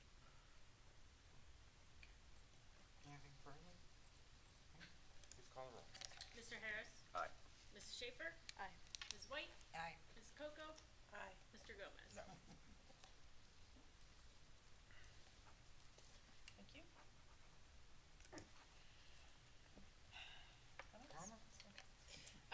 Well, we're here at the end, so I just wanna, congratulate, our retayees that were here this evening. It's very, very nice, thanks Ellen for your work on that. Nice to hear the speeches on both ends, the accolades and the thank you, so I wish them all well in their next stage. I was able to get to Bolick Gives Back today. I was all over, Christine and I were running, I think we were chasing each other, different buildings. I got to 5 buildings today. I plan on getting to the other 4 tomorrow, just to go through the buildings and say goodbye and wish the students well and staff, and, but the Bolick Gives Back was really neat. They were all over the community helping, so it was really a nice thing. I got some lemonade this morning. It was first thing in the morning. I just brushed my teeth, so it wasn't, you know, the best, but it was good. It worked. And wishing our families, I have a message going out to our families, I don't remember when I scheduled it, either tonight or tomorrow, just, again, wishing them a good summer and thanking everyone for my first year. we made it. It's been busy. I always say when people ask how my first year went, I always say it's busy place. I've talked to a lot of PTA parents lately and just being at the different schools and seeing parents, so that's kind of nice. And so again, just want to thank the board for their support in my first year and helping me get through it, and looking forward to next year. Just a lot of work ahead of us, but really looking forward to the summer for a little relaxation too. So thank you. Thank you. Item I, board business. Number 1, resolution to waive school classroom / educational fees for the 23-24 school year. So moved. Wait, I have to read it. It is recommended that the Board of Education waive the student class fees that were approved at the May 24th, 2023 board meeting today for the 2023-2024 school year to be paid for with federal funds with the following exceptions: pay to participate fees, career and technical education fees, senior graduation fees, and parking permits. So moved. I'll second. Any discussion? I'm just very glad that we're able to do this. Thankful to Ms. Stoikoi for continuing to allocate the funds to do this. I don't know that we'll be able to do it in the future with ESSER coming off, which is going to be very challenging. But thank you for the work that your office has done. It's made a huge difference for our families. Please call the roll. Mrs. Schaefer? Aye. Ms. White? Aye. Ms. Coco? Aye. Mr. Gomez? Aye. Mr. Harris? Aye. I said good job, Debbie Downer. I was being nice. I was the downer on that one. I was being complimentary. 9/30/2024. Item 2 is discussion of the superintendent treasurer evaluation. So we have to do these by the end of July, because then their new contract year starts in August. So I would propose to do it in the same way in which we did Ms. Stoikoi's evaluation last year. We haven't done a full superintendent evaluation together as this group of Board of Education, but we did one for treasurer. I think Ms. Stoikoi is fine with that model. She can probably talk Dr. Selko into that model as well. It's a pretty good model. All right there, Ms. Stoikoi. We're all good with that. I'll work with Mr. Jones to get those pieces, parts out to us. Not this week, probably next week. I'll work with him on that. I'm gonna try to decompress as well, because we've all been very busy. We're good with that. Okay. Good on that part. That'll lead us into number 3, which is discussion our June work session, which is June 21st. So our next board meeting is June 14th. That's a regular board meeting. Then June 28th is a regular board meeting, which will also be closing the financial books for the year. And then June 21st is our work session. Dr. Selko will be out of town on vacation that day.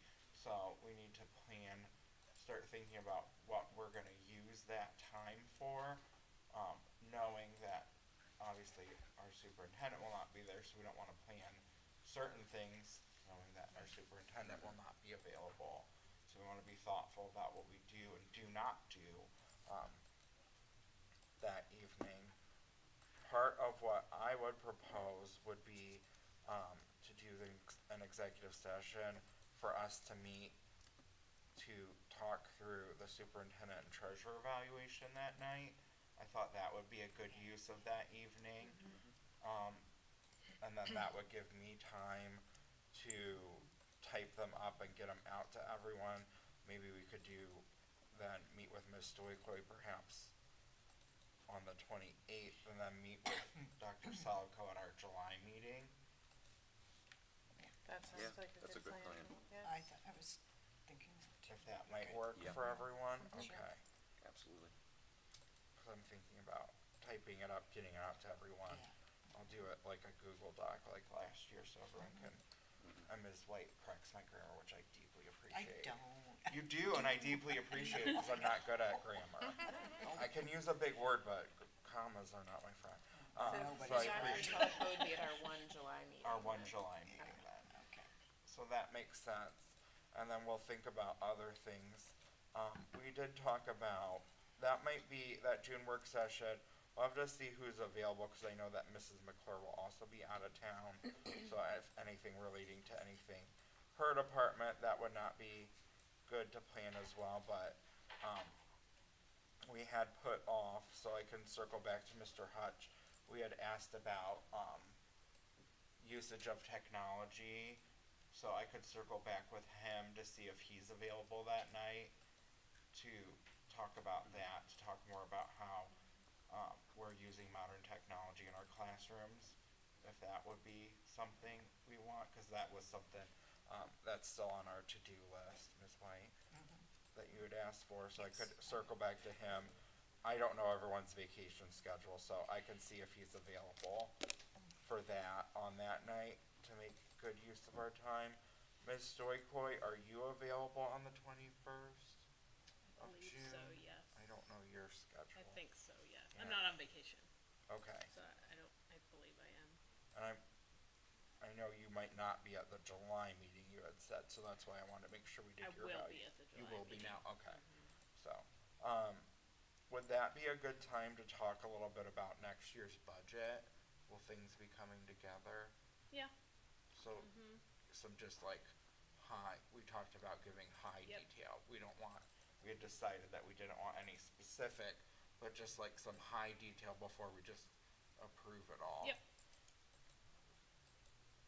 So, and if other people have other things, please tell me or email me so that I can get these in there. I think that's a lot. But that Yeah, seems that good. seems like Do that we seems think a lot that's for good? Yeah, I do. Okay, and that's kinda tying together some loose ends of other things we had talked about spending time on this year.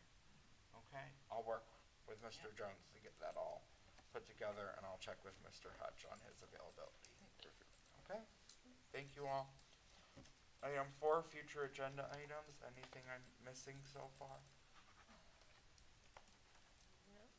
Okay, thank you. Committee report, 612 construction core team, Ms. White. Yes, we did meet last Thursday, but I think you're pretty much updated. I'll just give a real quick report. They are gonna start doing the concrete. I think they are putting in the retaining walls, the foundation. It is the educational building. The steel structure will be in the fall. And the easement we just did, we passed that, so that was good, cause they needed that. And there will be a PO for testing and balancing, and Hammond's kinda keeping up with that. The permit acquisition, that'll come to us, I believe that's for the electrical underground, and they wanna request for the timeline for the permits.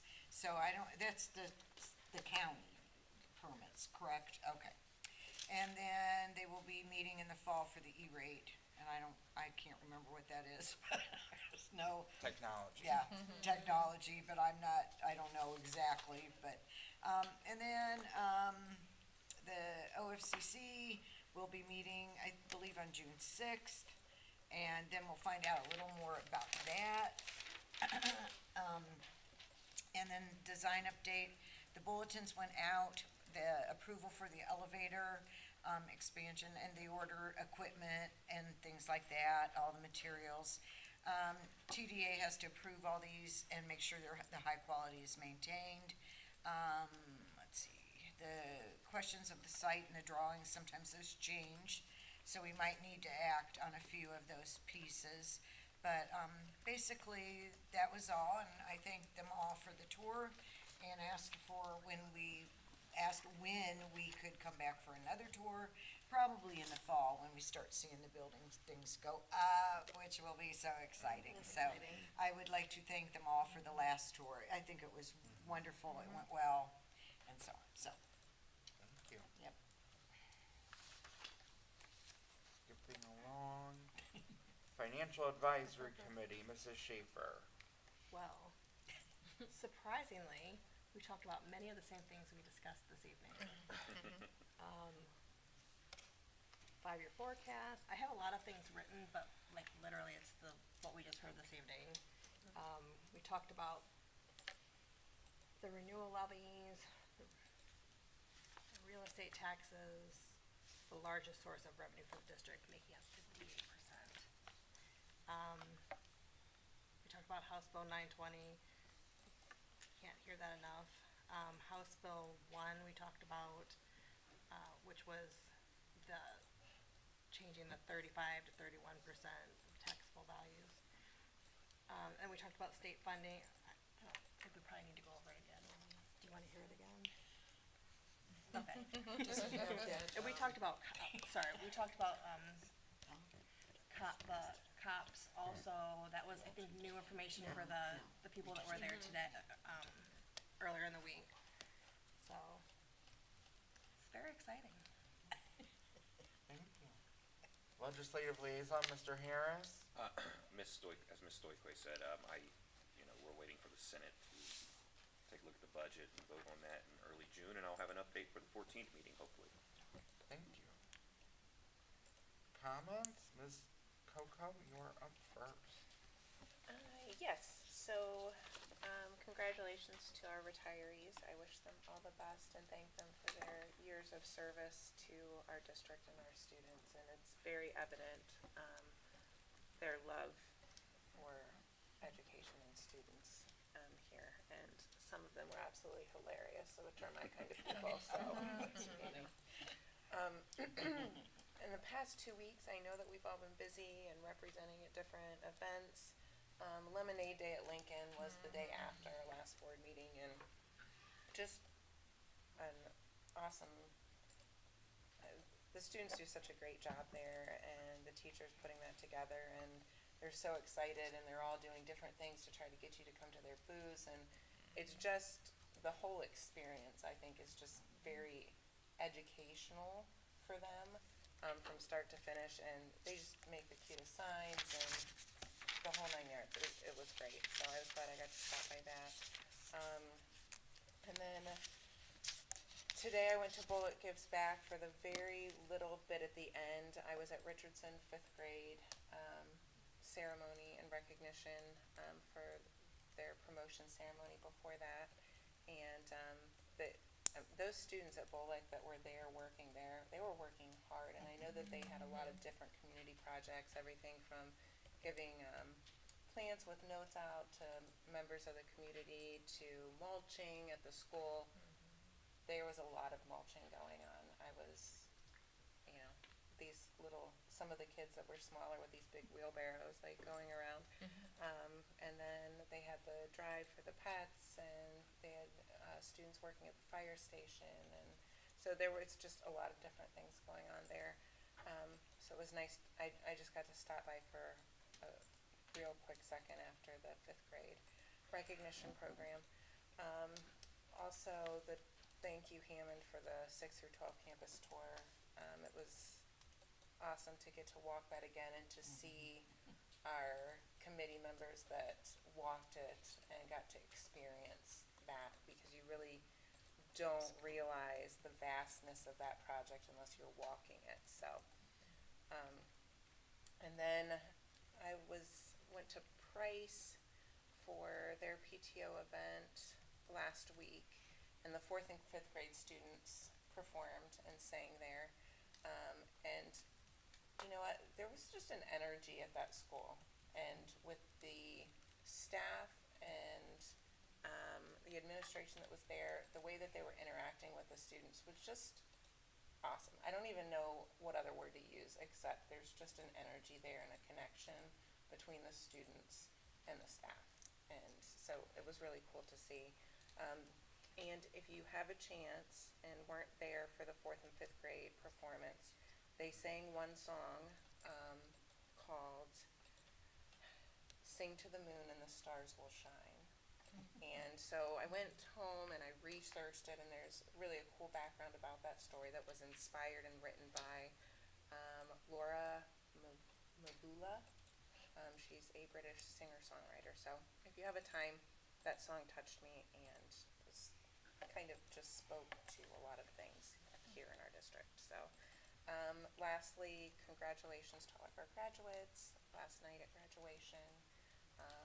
We wish them well in all of their endeavors, and I didn't know what to say at the end of the school year, and then my daughter received the President's Education Award today, and inside the award is a letter from President Biden.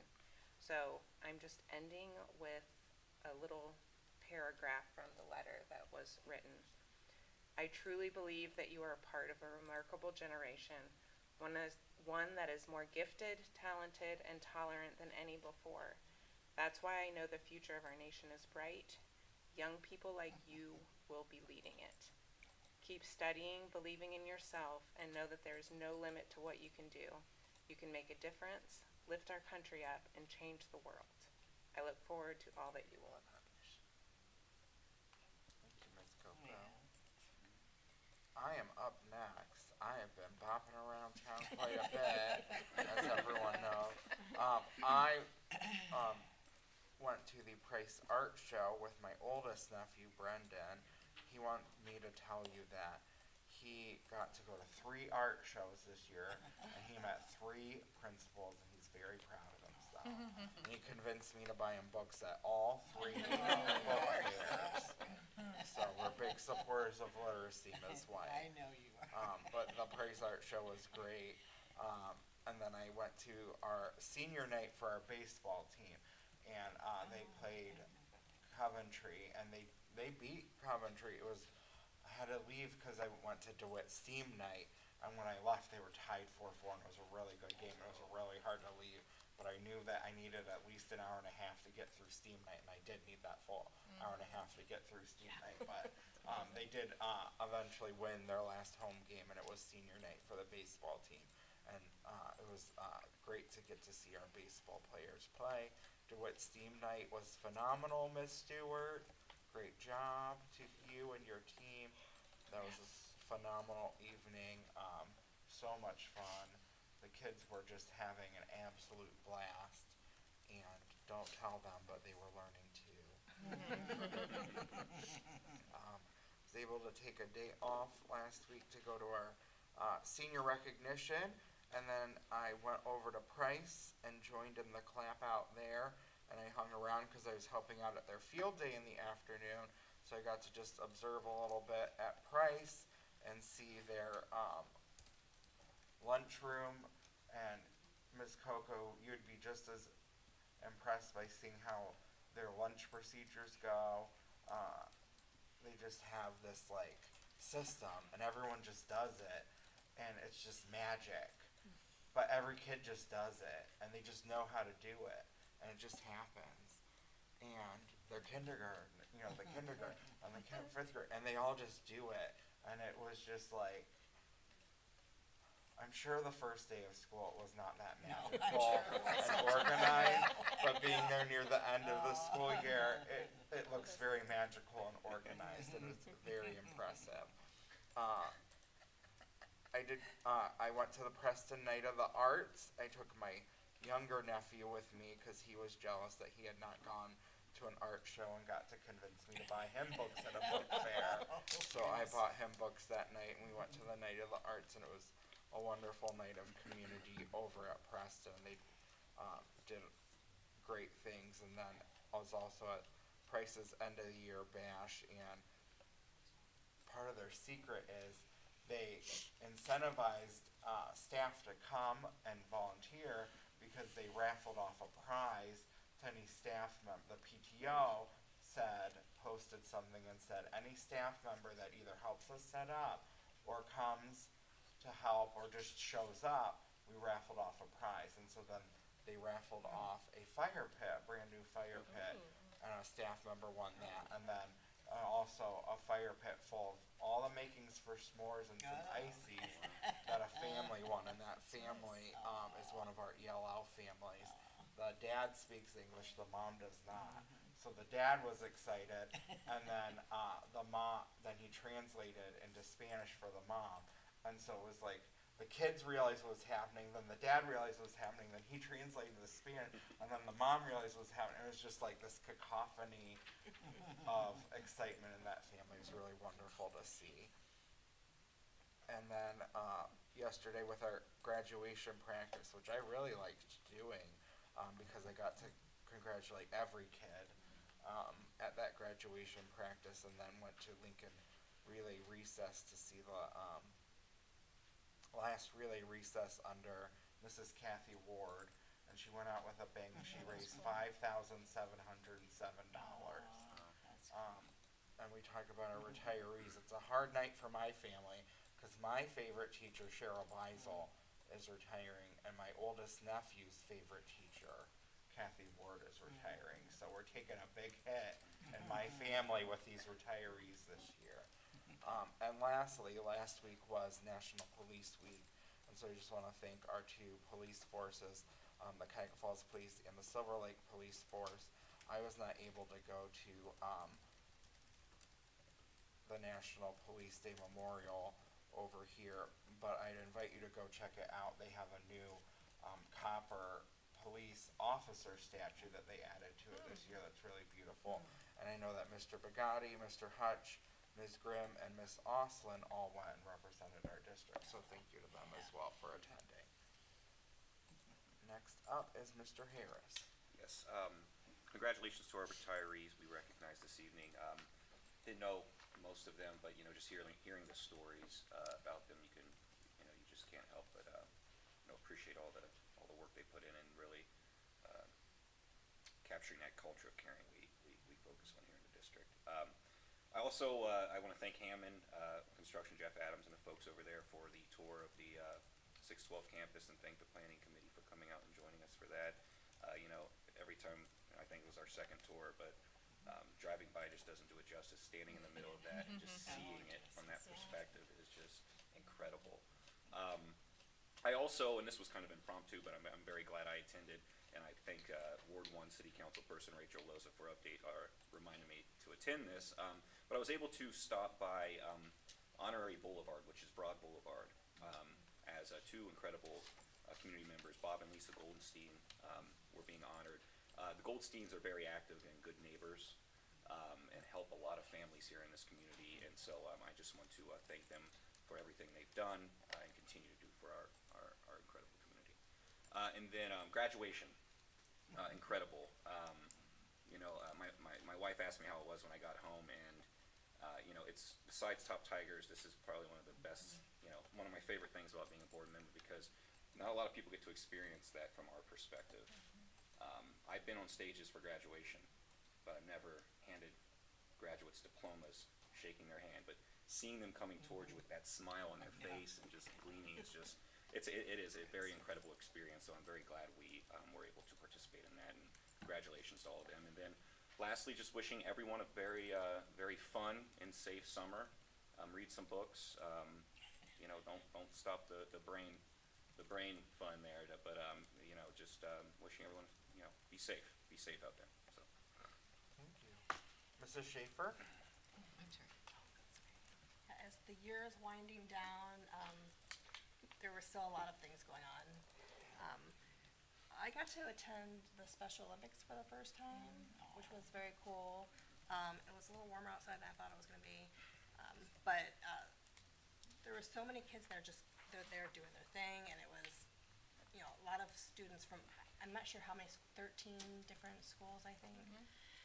And a lot of organization to make something like that happen, so that was very exciting. Let's see, the construction tour, I know we've already talked about that, but it's so cool to see, because they were pointing out, this is where the performing arts wing is gonna be, this is where the education wing is, this is what, this is where the parking lots will be, and how everything is kind of just coming together.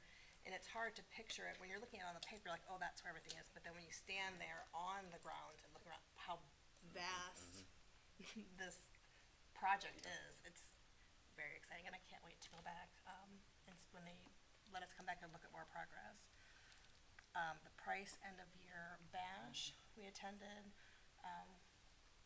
and I would like to thank Ms. Coco, Ms. White, and Mr. Gomez for picking up the slack. I was walking with a cane, could not do any of the pizza serving, which I did last year. So I got to sit and enjoy the singing and the root beer floats and off the tap root beer floats. That was very exciting. I look forward to that every year. And then also with the Lincoln relay, I got to walk the first survivor lap and help carry the banner.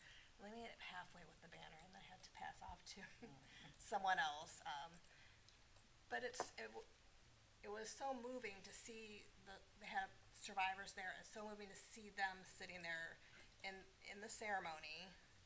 And we had some singing, and everyone was just so happy to be there. And it's such a great event. It was. You know, I guess I don't have the words for it, but I really enjoy being able to go there and walk the lap, and the kids are walking, they're excited about getting their little bracelets for how many laps that they do. Again, I was walking to the cane, so one of the kids, can I get you something to eat and drink? Yes, please, and thank you. So they got me something so I could sit down. It was very exciting. And then I got to go to, spur of the moment, Preston had their inflatable, was like a rewards at the end of the year, and I got to see them at the lunchtime with the inflatables. And it was so fun. There was only 2 sets of inflatables, so they had divided into groups. But they all followed the rules. When you say feet first, all feet first, and I was kind of surprised because it was very exciting. I thought there would be a lot more chaos, but not. It was very and perfect weather for it. And then I like what you said about graduation, about seeing the student coming towards you. Because you're on a stage, and it is a different experience to sit on a stage and look out at an audience, and I think it's very cool. But when they are walking towards you, they're so excited to get their diploma. They're walking, and I think they've been coached, you know, shake with this hand, grab with this one, and everything, and so they're like trying to remember walking towards you, and they're so excited, and I'm glad I was able to do that this year as well. Good end of the year. And that's all. I just want to note, because Ms. Schaefer didn't say this, but she was invited to Lincoln Relay Recess as one of the honored cancer survivors, because they were aware that she had her own journey with cancer, and they choose people in our community that have a connection to Lincoln or our school district every year to be their honored survivors, to lead it. And so that's why she was carrying the banner and leading it. She was one of the honored survivors at Lincoln's Relay Recess this year. So I just wanted to note that. Thank you. Ms. White? Well, I'm gonna keep it short. Congratulations to our 2023 graduates. It is a really exciting time at the end of the year to see them all and their smiling faces and how happy they are. And it's just a pleasure to hand them their diplomas and you know, just be there with them. I would also like to thank our retirees for their long service and dedication to this district. I didn't speak about this last time because I forgot, but I wanted to thank the mayor.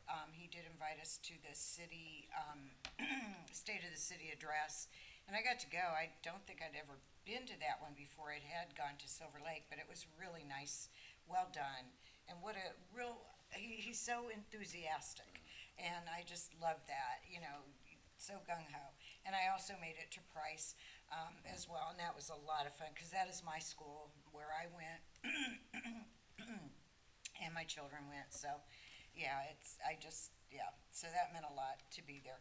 And finally, I think that's about it. I just wanted to thank all the teachers, staff for another great year, and wish everybody a safe and happy summer. That's all. I did have an article, but I will not read it. It's too late. So, yeah, I know. Well, Christy won't, you know, pay attention anyway. Well, item J. I had to get back. Good one. Item J, executive session. Number 1, executive session pursuant to Ohio Revised Code Section 121.22 G2.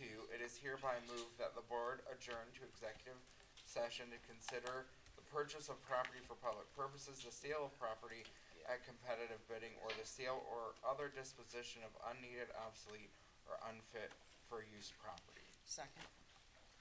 Please call the roll. Ms. White? Aye. Ms. Coco? Aye. Mr. Gomez? Aye. Mr. Harris? Aye. Mrs. Schaefer? Aye. Thank you. At 9:16. Oh, she waited Oh my all gosh, this she's